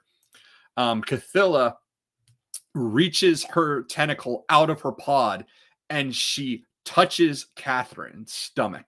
And it seems like Cathilla is recognizing that Catherine is pregnant. And as she touches Catherine's stomach, she also wraps another tentacle around little baby Cathini. A jolt is sent through Catherine, and she is then confined to bed rest. It's like she just got tased. And it's after this encounter, Cathilla completely begins to neglect Cathini, and Cathini just starts to wither up into a husk. Catherine is ordered off the ship, and she is confined to bed rest, where she eventually goes into labor and has a very difficult delivery. Again, a history of miscarriages, a belief that this child is not going to survive. But it is during this delivery that she has a hallucination that she gives birth to a hybrid human squid monstrosity. She awakes later to find that she has given birth to a healthy human baby boy, but she just can't shake the feeling that her hallucinations were real, and that David and the other cultists from Arkham, the ones at Miskatonic, basically the guys who are all bankrolling this whole thing, that they have swapped this hybrid squid baby with a normal child, and that and the idea is that Cthulhu has transferred Cathini into Catherine and this human, and as a means of reincarnating Cthulhu. Because again, Cthulhu's main purpose, why she is protected by deep ones, why she is so important, is that it is through her that Cthulhu, if he were to ever die, will be reincarnated. So the idea is that this baby that Catherine gives birth to is actually the new Cthulhu. And it has now been sequestered away by the cultists of Arkham. And just a decoy kid is now given to Catherine to raise, when in reality, the real baby, this Rosemary's baby, this whole species thing, is going to be raised by the cultists for the cult of to literally raise their own god in the cult of Cthulhu. So now, where I think this refers back to Asha for the purposes of the story is that Asha is, in a way, sort of the last Greyjoy. Balin, her father, Balin, is dead. 2 of her brothers are dead. Theon's still around, but Theon, as has been stated, well, in the books, it's alluded to, but on the show, it's like beaten to death that Theon has been castrated by Ramsay. So Theon cannot sire children. The Greyjoy line cannot continue through Theon, but it can continue through Asha. And Asha has her night with Carl the Maid. And it is brought up that Asha never has a chance to drink her moon tea after her night with Carl. And when she is in the Winds of Winter sample chapters, as she is being held by Stannis, she is experiencing what she thinks is a fever, and coming from her broken leg that she suffers in her flight from Euron, and when her and her Ironborn make it to the north and are attacked by the northern clans disguised as tree men. But a lot of the symptoms that she's experiencing are also they're the same symptoms that also come with morning sickness. And the idea is that Asha may be pregnant with Carl the Maid's child. And this would be important because if the Greyjoy line is to continue, since it can't continue through Theon, since Victarion is probably going to die, since Aeron is probably going to die, or if Aeron lives, Aeron, being a priest of the Drowned God, might not have children. The Greyjoy line would have to continue through Asha. And this is what I see happening like here is sort of like the end of the show. What is the Ironborn endgame after Euron is dealt with? Who becomes the Lord of the Iron Islands? Well, it's probably going to be, at least my idea, my belief is that it's going to be Asha. That Asha will be championed by Theon. Theon has a chance to declare himself, because he was not present at the Kingsmoot. This brings us to Euron being this sort of Eurython good brother, who is the king of the Iron Islands, who has all of the competing kings at his Kingsmoot killed, until a returning son of House Greyarn returns and says, no, I never had a chance to press my own claim. Well, the idea here is that Theon, having never had a chance to press his own claim, will do so, but then he will then give the position of Lord of the Iron Islands over to his sister and instead champion her. And Aeron, if he survives, I could see him having sort of like it if he lives, he perhaps also does a turnaround, like a sort of a redemption in also championing Asha. And it becomes like a progression for the Ironborn in this idea that to have a female lord and for the Greyjoy line to continue on through the bastard child of this female lord and Carl the Maid, who is the son of a thrall. Just again, a progression for Ironborn politics if this ends up being what happens. Just a theory, just me throwing the idea out there. But I think like if we look at Asha as a Cathilla parallel, and in this story, like Asha being the only one left at that point who can continue the Greyjoy name through her children, she becomes this Cathilla stand-in. The Kraken is reborn through her. Not like Cthulhu, who is literally reborn, but the line of Balon Greyjoy continues through Asha. Balon being in the Kraken and Asha his daughter. So that's the Asha Euron thing here, and that is what I see for Ironborn Endgame. Now, the other point of this stream was to talk about Jon, specifically Jon as a Night's King figure before Euron ends up taking that spot. And that is Jon's death at the mutiny at Castle Black. So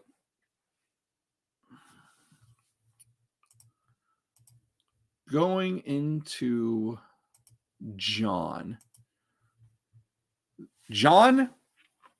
is murdered by most of his only two of his murderers are named Wick Whittlestick and Bowen Marsh.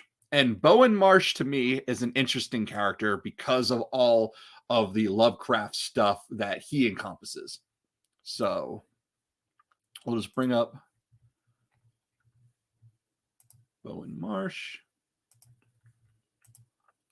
Okay, so this is Bowen Marsh by Aaron Riley. And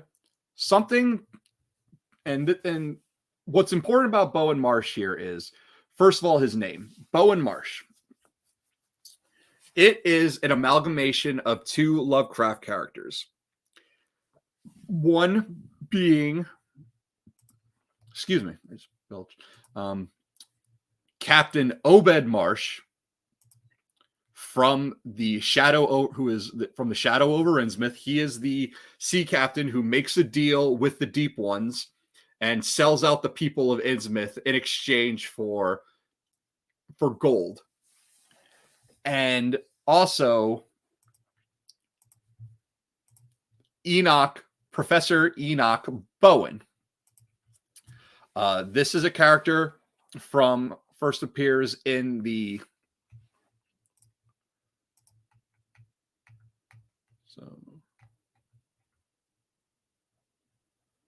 this is from the Haunter of the Dark, Enoch Bowen. Haunter of the Dark is part of a 3-part story. It starts with author Robert Bloch, who is one of Lovecraft's friends. Lovecraft wrote a sequel to his story. Yeah, it starts with Robert Bloch's The Shambler from the Stars. Lovecraft writes a sequel to that, which is The Haunter of the Dark.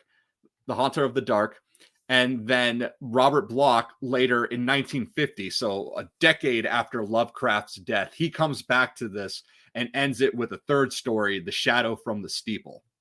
But in The Haunter of the Dark, Professor Enoch Bowen, he is the head of an archaeological crew who unearths the tomb of Nephren-Ka, the Black Pharaoh.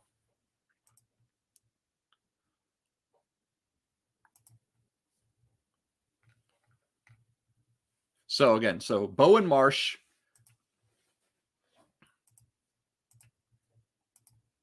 So Bowen Marsh, his name is an amalgamation of these two. Obed Marsh from Shadow over Innsmouth and Enoch Bowen, Haunter from the Dark. The other thing about House Marsh to keep in mind here is their sigil, which is on screen. House Marsh is a northern family. They are a vassal house to the Boltons. So that they are vassals to the Dreadfort. House Bolton is their liege lord. And their sigil is green frogs on a yellow field. So again, going back to Obed Marsh, Shadow over Innsmouth, so Bowen Marsh here, he is symbolically a squisher. He's a frogman. And he is also, again, and so he's a frogman, but he is also a vassal to to the Boltons. And Bowen Marsh, let's go back to the picture of him. So Bowen Marsh is the Lord Steward of the Night's Watch. And keep in mind, like, he is from a northern house. So the thing with the Night's Watch, just as the thing with the Maesters and with the Kingsguard, is to become a member of these groups means that you're supposed to renounce your name, renounce all lands, renounce all holdings and all titles, and yada, yada, yada. But it's really hard to let go of those things. And it goes for all of these groups. Kingsguard has long since fallen from its original high position. Kingsguard positions are handed out as political favors. The guys that are taking the Kingsguard oath, they are not forgetting their families. They're still working greatly towards the betterment and rising of their own families. Again, they are political favors. The Kingsguard position is just a tool of getting allies on your side. The oath means nothing. It's just words are wind. Same with the Maesters. Maesters are supposed to renounce their families and holdings and work for the betterment of society, but we know that doesn't happen. One need just look at Maester Pycelle and his relationship with Tywin Lannister to see that that's not true. Maester Pycelle is not working for the betterment of the realm. He's working for the betterment of House Lannister. And if we take Barbary Dustin at her word, the Maesters are also the ones who got the whole Sothran ambitions going. Ned's dad, the whole reason these marriage alliances come forth, why the Starks end up making these alliances with House Aaron, House Baratheon, and trying to bring in House Tully, and they also try to bring House Lannister into this. Jaime is originally supposed to, they make an attempt to pair Jaime with Lysa Tully before she ends up being married off to Jon Arryn. But it is, according to Barbary Dustin, it's through the urging of the Maester, of Lord Rickard Stark's Maester, that gets him to look down south, away from the north, and start to create these relationships, try to create these allies, and as a means of combating against the Iron Throne, because of the Mad King and how much he is just deteriorating, how unreliable the crown is. Well, the same holds true for the Night's Watch. Now, the Night's Watch has fallen on hard times.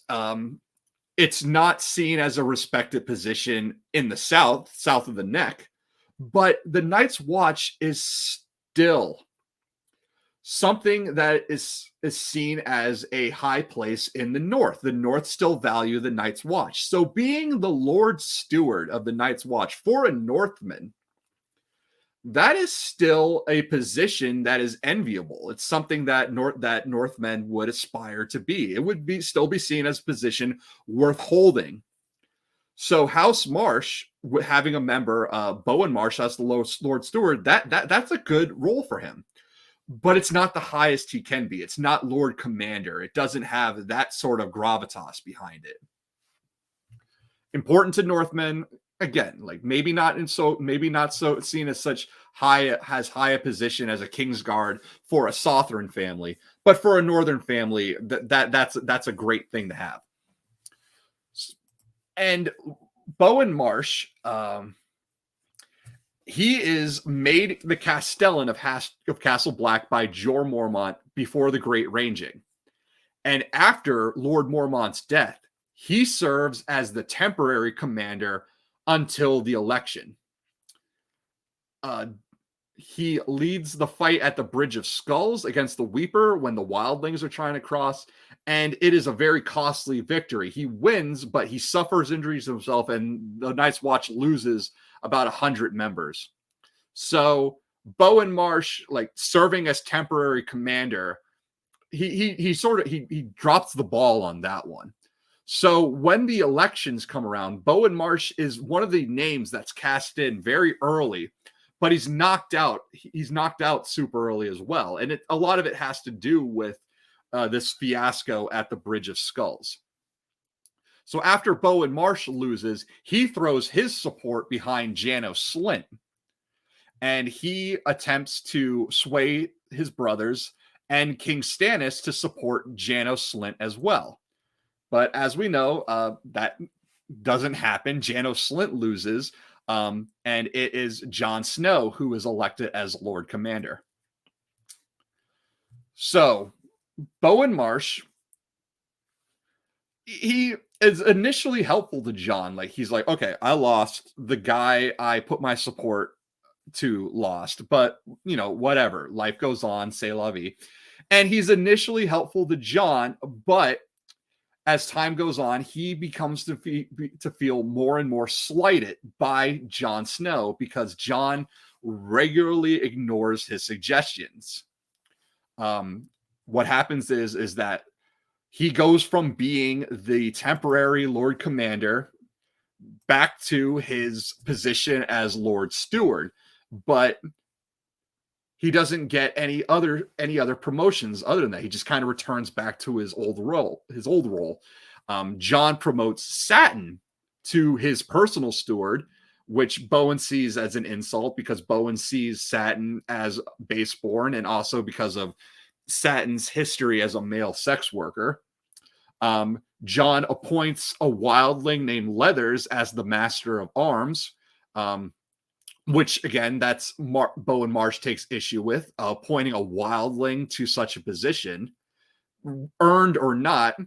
Again, like Bowen Marsh is, despite being a member of the Night's Watch, despite being someone who would have had to renounce all lands and titles, he still is a member of a noble house, a very minor house, but a noble house nonetheless. So you can kind of see with Bowen Marsh, the name still holds sway.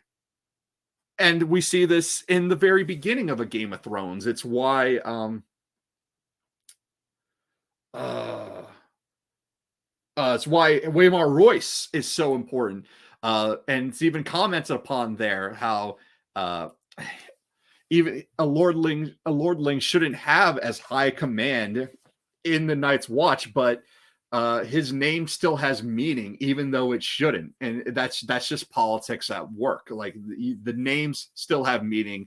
Even if you give them up, there's still going to be people who look to them as a sort of backing. And Bowen Marsh does the same. He still sees himself as somehow above these wildlings and people like Satin because he is originally from a noble house. So it's Jon's like promotion of these types of people, these more commoners and wildlings, and just his allowing the wildlings to pass through and allowing wildlings to join the Night's Watch of all things. It's like, well, you know, you're letting our enemies join our group. Like, we were fighting these people yesterday and now you're letting them join. Like, what the hell is this? So Bowen Marsh takes issue with it. Bowen Marsh also suggests sealing the gate through the wall at Castle Black. This is an idea that is supported by most of the stewards and the builders. but it is rejected by Jon. Jon also takes it upon himself to lead new recruits to the haunted forest to recite their vows. Bowen Marsh tries to discourage this because he's just trying to discourage movement past the wall. He's trying to, because he wants to discourage more wildlings from passing through. He instead suggests to Jon that they should just take their vows at the Sept. Bowen Marsh is a Northman, but he is also a follower of the Faith of the Seven. He's like, yeah, the Sept is as good as any. Just let them take their vows here. Jon ignores this. Decides, like, no, I'm going to take recruits who pray to the old gods to the haunted forest, and these recruits being wildlings among them. And Bowen Marsh is then tasked with, as Jon's gone, he is tasked with collecting tolls from wildlings that continue to pass through. So now the Lord Steward is now being forced to also be a toll man and collecting tolls from wildlings of all things to let them pass through the wall. So it's like, this is, in Bowen Marsh's eyes, this is just insult after insult after insult. And the final straw is the pink letter. So the pink letter, supposedly written by Ramsay Bolton, but more than likely written by Mance Rayder. Jon reads the pink letter, and then he announces his intention to ride to Winterfell against the Boltons. Again, this is the final straw. Jon, the Night's Watch is supposed to be neutral in these affairs. They're not supposed to take part in these wars. Even though Jon says that he doesn't expect the Night's Watch to ride with him, he only asks those who would be willing to come with him to do so of their own accord. But again, like, this is seen as the ultimate betrayal.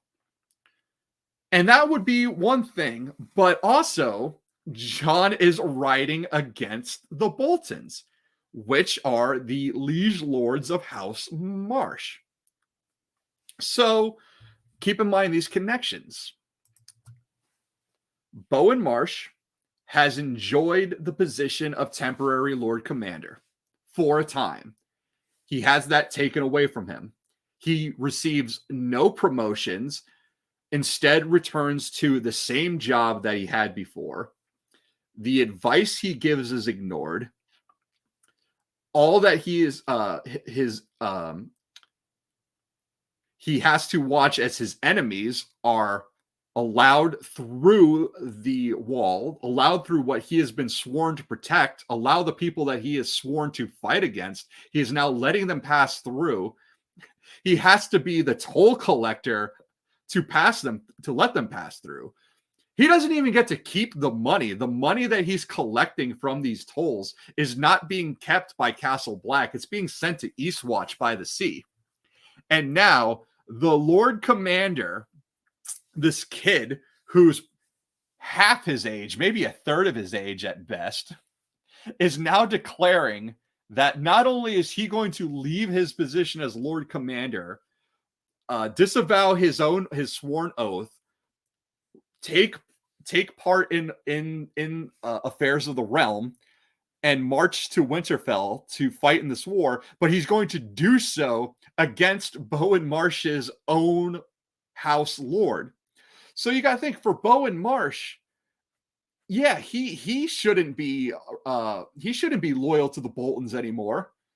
But whatever family he has left is, and just because he's renounced all lands and titles, and just because he's adopted the Brothers of the Night's Watch, the Black Brothers, as a new family, that doesn't mean he's going to forget his old family. Same with Jon. Jon doesn't forget his old family when he takes his vows. He still sees himself as a bastard son of Ned Stark, a brother of Robb and Bran and Rickon and Arya and Sansa and all that.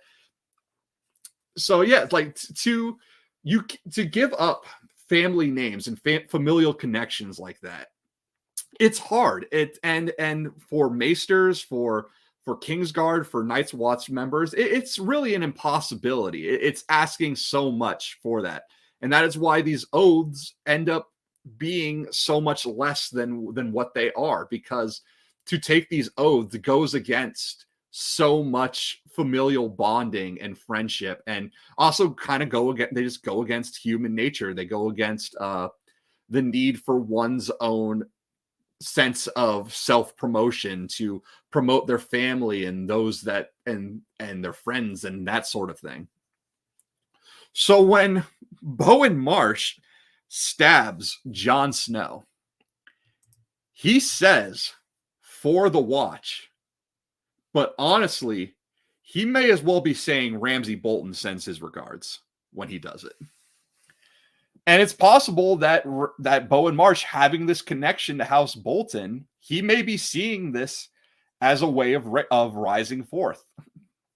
Again, he was temporary Lord Commander. He's had that position, had that taken away from him. He's had chances of advancement taken away from him, relegated back to his old job, yada, yada, yada. Like, I'm repeating myself, but I'm just hammering home. Like, Bowen Marsh has been insulted by Jon, and now Jon means to fight against his former lord, the lord that him and his family would be vassals to before he took this Night's Watch oath. And it's a lot. It's a lot to look past that. So you can kind of see why Bowen Marsh does what he does. Both for, and he can convince himself that it's for the Night's Watch, but to also have all of that also personal connections to everything kind of goes to show that, like, no, it's not just for the watch, it's also for me. So that's Bowen Marsh. So Bowen Marsh, like, so he sells out Jon, and he may have sold him out to the Boltons, just the way that Obed Marsh sells out the people of Innsmouth to the Deep Ones. And that, yeah, Obed Marsh, Captain Obed Marsh, Shadow over Innsmouth. He is the one who makes a pact with the Deep Ones, human sacrifice of the people of Innsmouth in exchange for gold. Same idea here. I'm proposing that Bowen Marsh may have sold out Jon to the Boltons for some kind of rise in rank, whether it be him being Lord Commander, or or even nothing, just him still being loyal to the Boltons as a former vassal. So that's the Marsh portion. Next would be the Bowen portion, which is Enoch Bowen, Professor Enoch Bowen, who leads the archaeological team that discovers the tomb of the Black Pharaoh. And this is where we're going to get into Nephren-Ka and who he is. So going back to our artwork.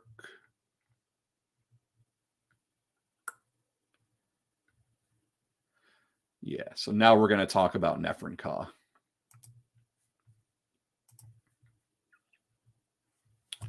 All right, so Nephren-Ka, the Black Pharaoh. This is what the Bloodstone Emperor in George's story is based off of. Nephren-Ka is a pharaoh. For his story, he is the last pharaoh of the third Egyptian dynasty. And he comes to worship the Shining Trapezahedron. So the Shining Trapezahedron, it starts off in Atlantis, where it is dropped. It falls as in the form of a meteor, purposely dropped by the elder things, and it becomes part of what leads to the destruction of Atlantis. So again, think of this like a black stone falls to Earth in the guise of a meteor. This is again same thing, going back to Song of Ice and Fire and moon meteor theory. How we get the oily black stone and Asshai? Well, it probably fell to Earth in the form of a meteor. I often think of Stagi being like the sort of ground zero for this, and why Stagi is as fucked up as it is, and why Asshai is, and then all these other Things like the breaking of the Arm of Dorn, the drowning of the Thousand Islands, the drowning of Deepwood of Moat Cailin. Meteor impacts. Again, this is all tying back to David Lightbringer moon meteor theory, which is the groundwork that I'm building a lot of this off of. So in Lovecraft's story, meteor falls to Earth, lands at Atlantis. Atlantis sinks. It then finds its way to the land of Elusia, the home of the Serpent Men, in the Tales of Kull by Robert E. Howard. This is Conan. This is, again, Robert E. Howard and Lovecraft being pen pals and just borrowing things from one another. It makes its way back to Lovecraft in the hands of the Black Pharaoh, Nephren-Ka. And Nephren-Ka comes to worship this stone like it is a god. And he conducts blood sacrifices for it. Thousands are sacrificed to the stone and to Nyarlathotep, the crawling chaos. And it's in exchange for this, Nyarlathotep gifts Nephren-Ka with the ability to see the future. And so, yeah, so this picture right here is Nephren-Ka by Sir Chester Cobblepot. Also have another one. This is by Elioso Savage. Just this is Nephren-Ka nearing more the end of his life when he's getting old. So he is given this gift of prescience by Nyarlathotep in exchange for all of this blood sacrifice. Well, as Nephren-Ka begins to sense the end of his own life, he barricades himself in his own tomb, and he writes down everything he can about the future on the walls. The Shining Trapezahedron is a means of calling Nyarlathotep, and we saw that if in the story I read earlier in the Hall of the Yellow King, Nyarlathotep can be summoned by using the Shining Trapezahedron.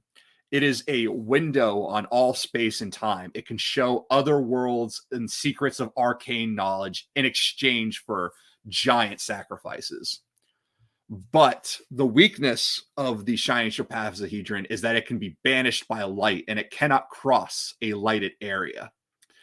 Because of this, Nephren-Ka, for the purposes of his crypt and for his tomb, he purposely has his tomb built into the side of a temple, and they lead down into a crypt that is purposely designed not to allow any light in. These are what are known as the catacombs of Nephren-Ka. And they are mentioned in the story The Outsider as a haunt for ghouls. And once you get through these catacombs and find this crypt, there lays the black sarcophagus and all the earthly riches of Nephren-Ka, including the Trapezahedron. Now, where this falls back into A Song of Ice and Fire would be, first of all, the crypts of Winterfell. The crypts are like catacombs. They're just tunnels that go down for miles and miles and miles below Winterfell. And then part of them are sealed off. There's a cave-in. And that was actually my very first stream that I did with David Lightbringer, was on the crypts of Winterfell and trying to like figure out what's hiding down in the crypts that's so important. And the cave-in has always been something that stood out to me, because I think what's behind the cave-in might be the body of Night's King and Night's Queen, assuming that Night's King is not Bloodstone Emperor Azor Ahai, but instead was a Stark, going to Old Nan's Tale. I've often felt my tinfoil is that Night's King was either a Stark named Brandon, or he was a Stark bastard named Jon Snow. Because when Jon introduces himself to Ygritte and says his name is Jon Snow, she says that is a curse name. And I was like, well, why is that a cursed name? And it's like, well, maybe what if Night's King was named Jon Snow if he was a Stark bastard? So the catacombs of Nephren-Ka. So Nephren-Ka, again, the inspiration for the Bloodstone Emperor. These are God kings who worship a black stone. They cast down their own culture's gods in favor of it, and they commit blood sacrifice and just these unspeakable acts of violence in the name of this black stone. After Nephren-Ka's death, his temples are destroyed. His name is removed from monuments, and the successor dynasties attempt to remove his name from the histories completely. And this is exactly what is done with Night's King. We don't know Night's King's true name because after his fall, after Brandon the Breaker allies with Jormungand, the king beyond the wall, and defeats Night's King, his name is expunged from all records. So same here. The Black Pharaoh Nephren-Ka, succeeding dynasties do the same exact thing to him. They try to wipe his name from history. And both of this, Nephren-Ka and Bloodstone Emperor, this all alludes to real life inspiration, which is okay. So actually, let's go here before we go into this. So just some more artwork here because I should have brought it up while I was talking. So this is Bloodstone Emperor by Wyatta Bernithus, and this would be Night's King by Oriana Wiesney. Again, I'm sorry if I butcher these names. This is Nyarlathotep, The Crawling Chaos. This is by Saudi Belzan.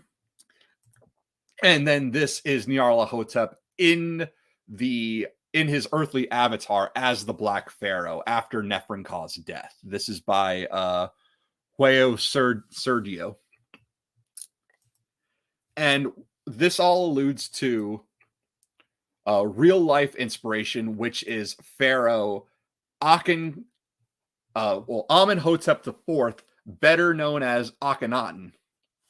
And what Akhenaten tried to do is he tried to introduce worship of Aten, the sun disk, as the chief god of Egypt.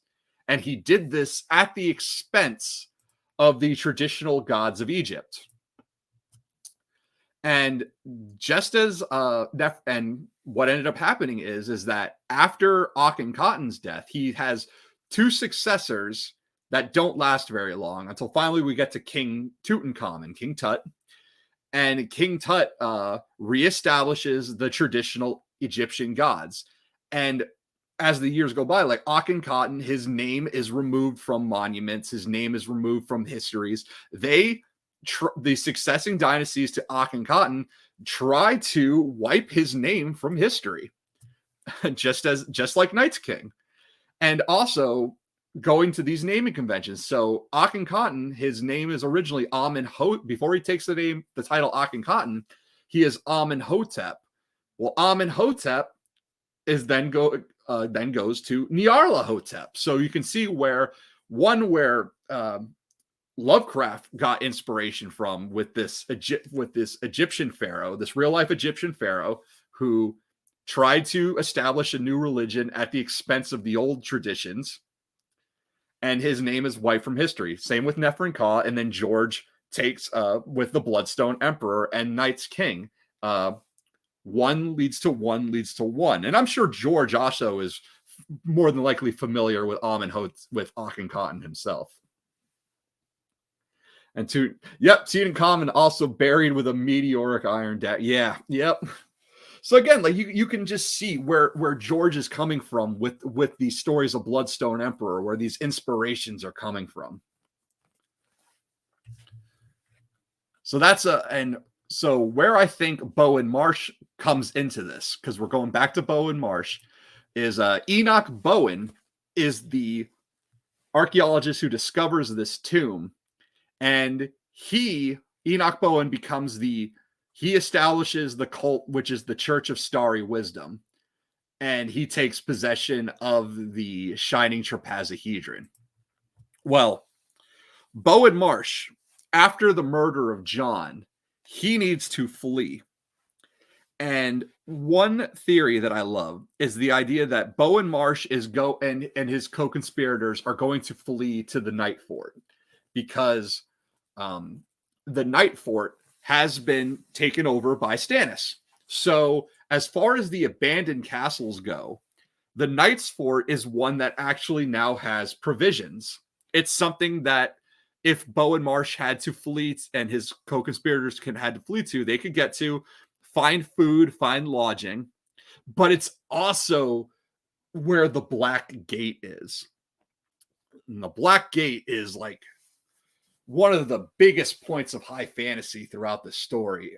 I want to know so much more of it. And we've seen that with Sam Tarly. He passes through the Black Gate which is this Weirwood organism that one must prove that they are a member of the Night's Watch in order to pass through. Where's my notes on the Black Gate? Oh yeah, magical Black Gates, hidden subterranean gate that allows passage to the other side of the wall and is as old as the wall itself. It is set deep in the wall of the well at the center of the kitchens and is made of white weirwood with a face on it. The face is old, pale, shrunken, and wrinkled with white eyes. When someone approaches the Black Gate, the eyes open, they are white and blind, and then the door asks, "Who are you?" A man of the Night's Watch must repeat part of his vow.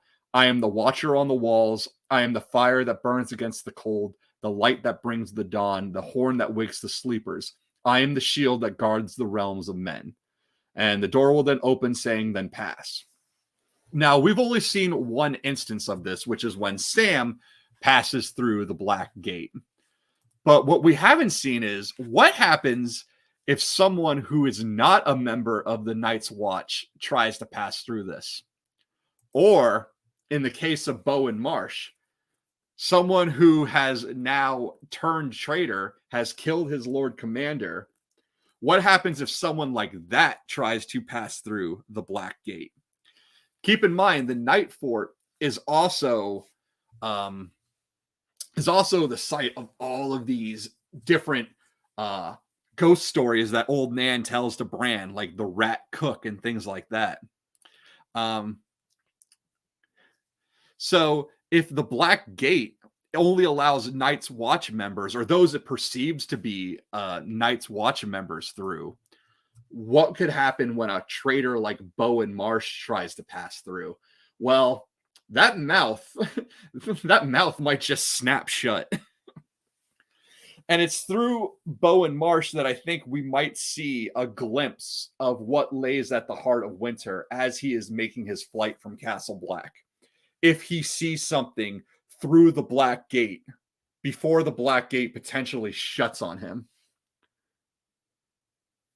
Yeah, the cursed name Jon Snow could potentially be from any noble family. Yeah, because all northern bastards receive Snow as their last name. So even if he was a Bolton bastard or a Reed bastard, they would still be Snow. But it's the fact that that Old Nan like really lays into that last line when she's telling the story of Bran. Like he may even have been a Stark.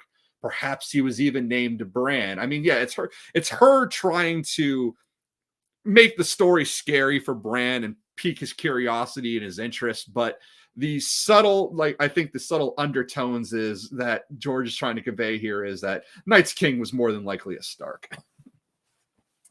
Possibly, again, either a Stark named Bran or a Stark bastard, but somehow connected to House Stark. And it's Night's King child with Night's Queen.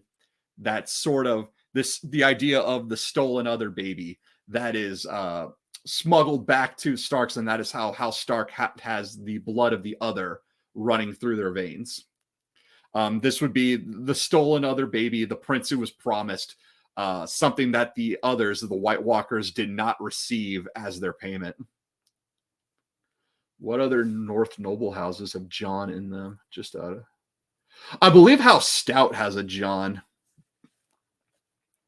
Yeah, I just can't think of any right off the top of my head. I'm sure, but it's it's a common enough name. Even though Jon Snow, Jon Snow's named for Jon Arryn. So there's, yeah. But yeah. Anyway, so going back to that. So yeah, so that's Bowen Marsh and how he can probably play a role into this. If he gets to the Night Fort, or at least in his wherever he goes in his flight from Castle Black, since he is named for the discoverer of the shining trapezohedron. And that lays into this tinfoil theory of mine, is that Bowen Marsh may be someone who casts eyes on what lays at the heart of winter, which would be whatever our black sarcophagus, whatever our tomb of the Black Pharaoh stand-in is, the thing that will more than likely be the thing that traps Euron, and also may for a moment also be something that Jon has to deal with, as if he is otherized.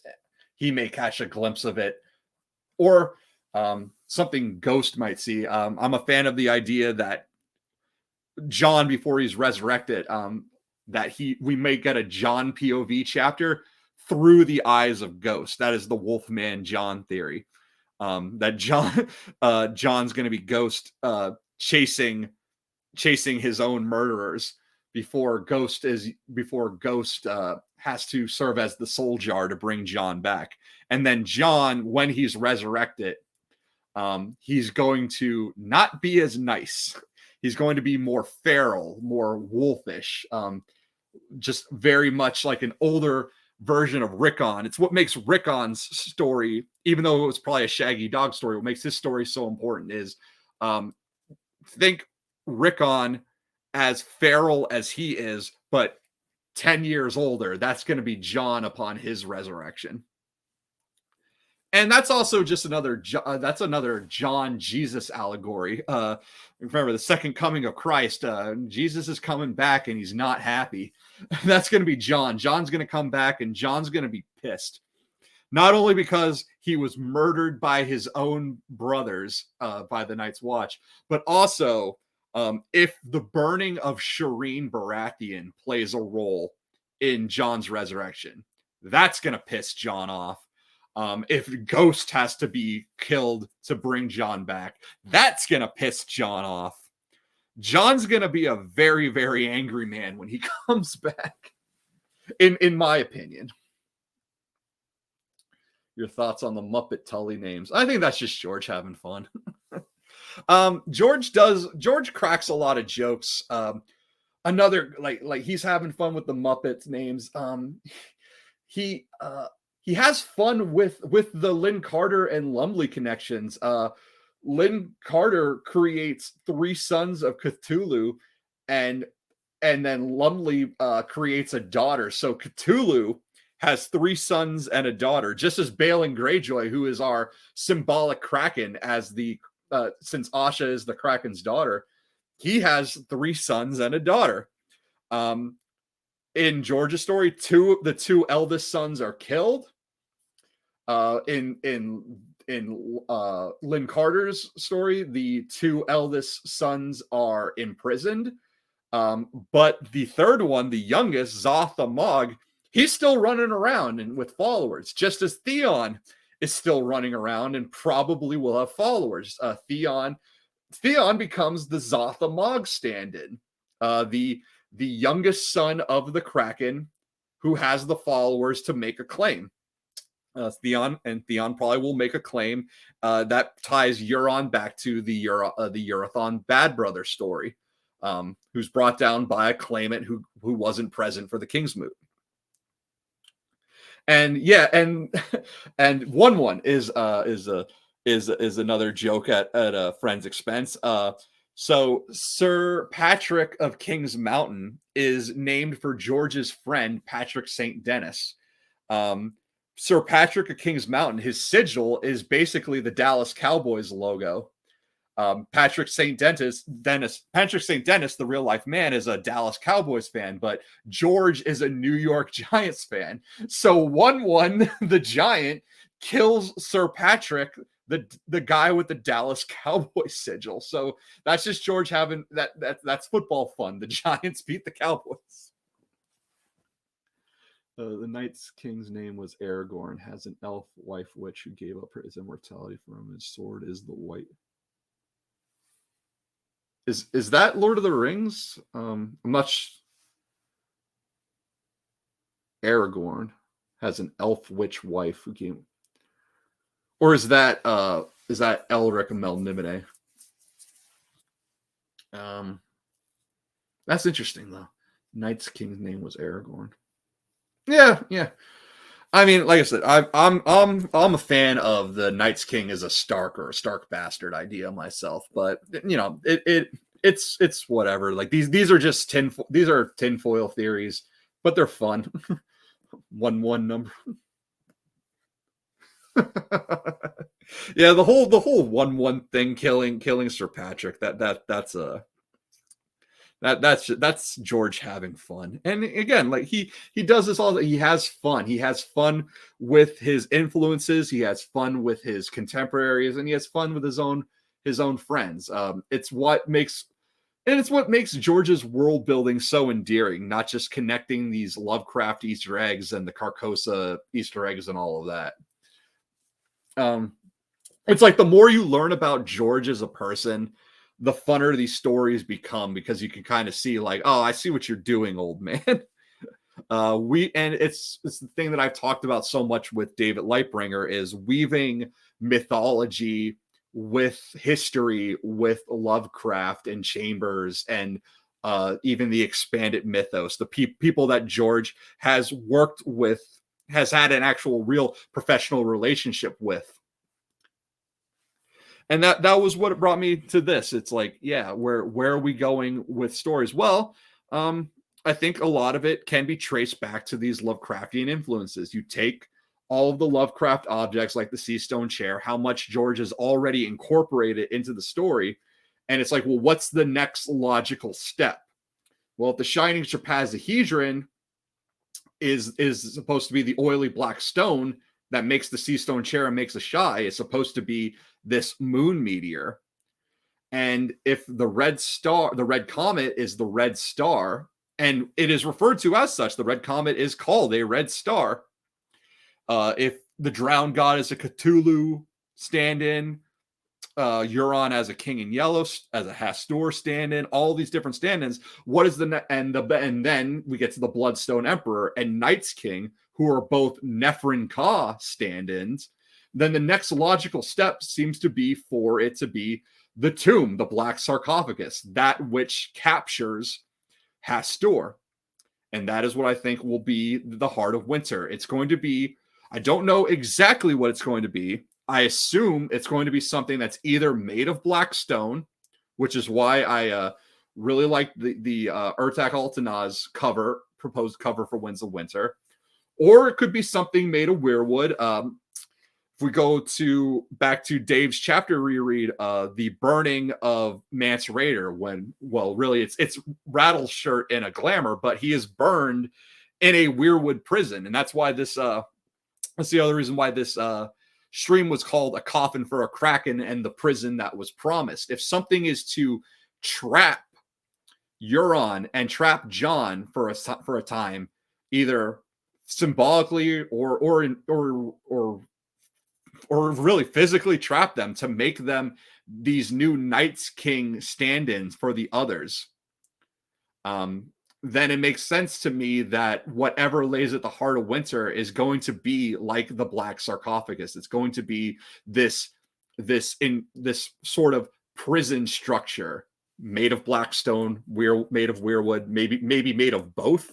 I don't know, but again, what's important is not so much what exactly the object is going to be, but the shared themes that George is drawn on. And again, you take the objects that George has, connect them back to Lovecraft or Robert E. Howard or Chambers or wherever it came from, and you start to see the pattern and you see the dots and you just connect the lines from there. And that's what makes these books so much of a joy to read, and it's why I suggest like going back and reading these older stories that George is drawn upon. Lovecraft, The King in Yellow, Elric. I need to get on Elric Melniboné, and I need to read more Conan the Barbarian, because when the Valusian Serpent Men shit broke my brain when I was like, oh, Valusia, Valyria, Serpent Men, Dragon Lord. I see what you did, old man. I see what you did. Face carved on the Weirwood description parallel. Yeah, that too. The Weirwood faces, the skulls of the dragons. Yeah, like one leads to it. That is why this is a song of ice and fire. The ice parallels the fire, just as the dragons parallel the others. It's so good. It's that is why like I'm a big fan of the parallels and the stand-ins and the foils. And then it's working with Dave that also got me more on the and trying to connect the symbolic aspects and the mythology of all that. So yeah, I think that's everything I wanted. Yeah, I shared all the artwork that I wanted to share. Yeah, so I think we're gonna call that. We're at 2.5 hours in, so I think I'm gonna call this for a stream. Have you watched the show Legion? There's a Shadow King. No, I've not. I've heard of it. I want to get on it. Shadow King with a yellow eye and associations with ancient Egypt. I wonder if there's anything else there. Oh, most likely. Most likely. Yellow eye too. That yeah. They might be. They might also be doing some King and Yellow stuff. I am a fan though of True Detective. True Detective really went all in on the Carcosa mythos. That is why I'm so excited for the spin-off shows, specifically the Yi animated show, because what I would like to see personally is I would like to see a sort of mix of Romance of the Three Kingdoms and King in Yellow, along with the Lovecraft stuff. I really hope that they focus on current Yi and the situation with the three emperors. That is the thing that I'm really working up to, that I want to do, which is my own sort of Romance of the Three Emperors, looking at the situation in Yi with the Azure Emperor, the self-proclaimed Orange Emperor, and the Yellow Emperor Clayman and Carcosa, relating that back to the War of the Five Kings and how those sort of parallels, just as how the Five Forts parallel the Wall. The problem I'm running into in that is I'm reading Romance of the Three Kingdoms, but it's a long book with hundreds of characters. Second, when you are presenting a story like Romance of the Three Kingdoms, something, and it's a story deeply ingrained in Chinese history, but I am not Chinese. And recognizing myself as a white Western man, to bring up a story that is so deeply rooted in another culture, one that is not mine, I want to make sure that I am doing it justice. I don't want to just give like some kind of like Wikipedia telling of Romance of the Three Kingdoms. That's why I want to read the whole book first before I go into this Romance of the Three Emperors. The Yellow King stuff, the Carcosa and Yellow King stuff, I got down. Sorcerer Lord I can cover, but it's more the Azure Emperor and the Orange Emperor I need to get at, because those are going to be more of our Romance of the Three Kingdoms characters that those are paralleling. Not to mention all of the shady nobles and merchants and other stuff that are really running Yi, because the Azure Emperor is really God. He's king in name only. He really is. There's too many other variables. Just as Westeros, it's the same situation that Westeros is in. Tommen is king, but really, no. Tommen's a child. Cersei has no grasp over the kingdom. Stannis is still running around. Balin's dead, but Euron's taken his place. Like there's the War of the Five Kings ends, but there's still so many kings. So the reality, the war never truly ends. So that's gonna be probably my magnum opus. Is gonna be the Romance of the Three Emperors and Yi and all of that. If I didn't talk enough about Carcosa here, then I'm just gonna go all just hog wild on that one with Carcosa. So calling it here. Thank you everyone who joined me. Thanks everyone for showing up, everyone who left comments, who participated in the chat. Thank you also for being so respectful and well behaved. I haven't named mods yet. The last time I was when I had Girl Nettles on, I was in a situation where probably could have used some mods. I mean, I'm a Lovecraft fan. I'm a white man with a black cat reading Lovecraft. Like I know the optics, but that does not mean that I share some of those sentimentalities. So yeah, like none of that. Like Lovecraft. I said like Lovecraft's racism is something I recognize, but being a Lovecraft fan means learning to separate the art from the artist, and knowing that, and not just writing Lovecraft off as a product of his times. Like even for his times, he was really, really, really racist. But I just want to. My fun is in focusing on the stories, focusing on the themes. Like it's not my place, I feel, to speak on that type of stuff. Yeah, just letting you know, like this is not.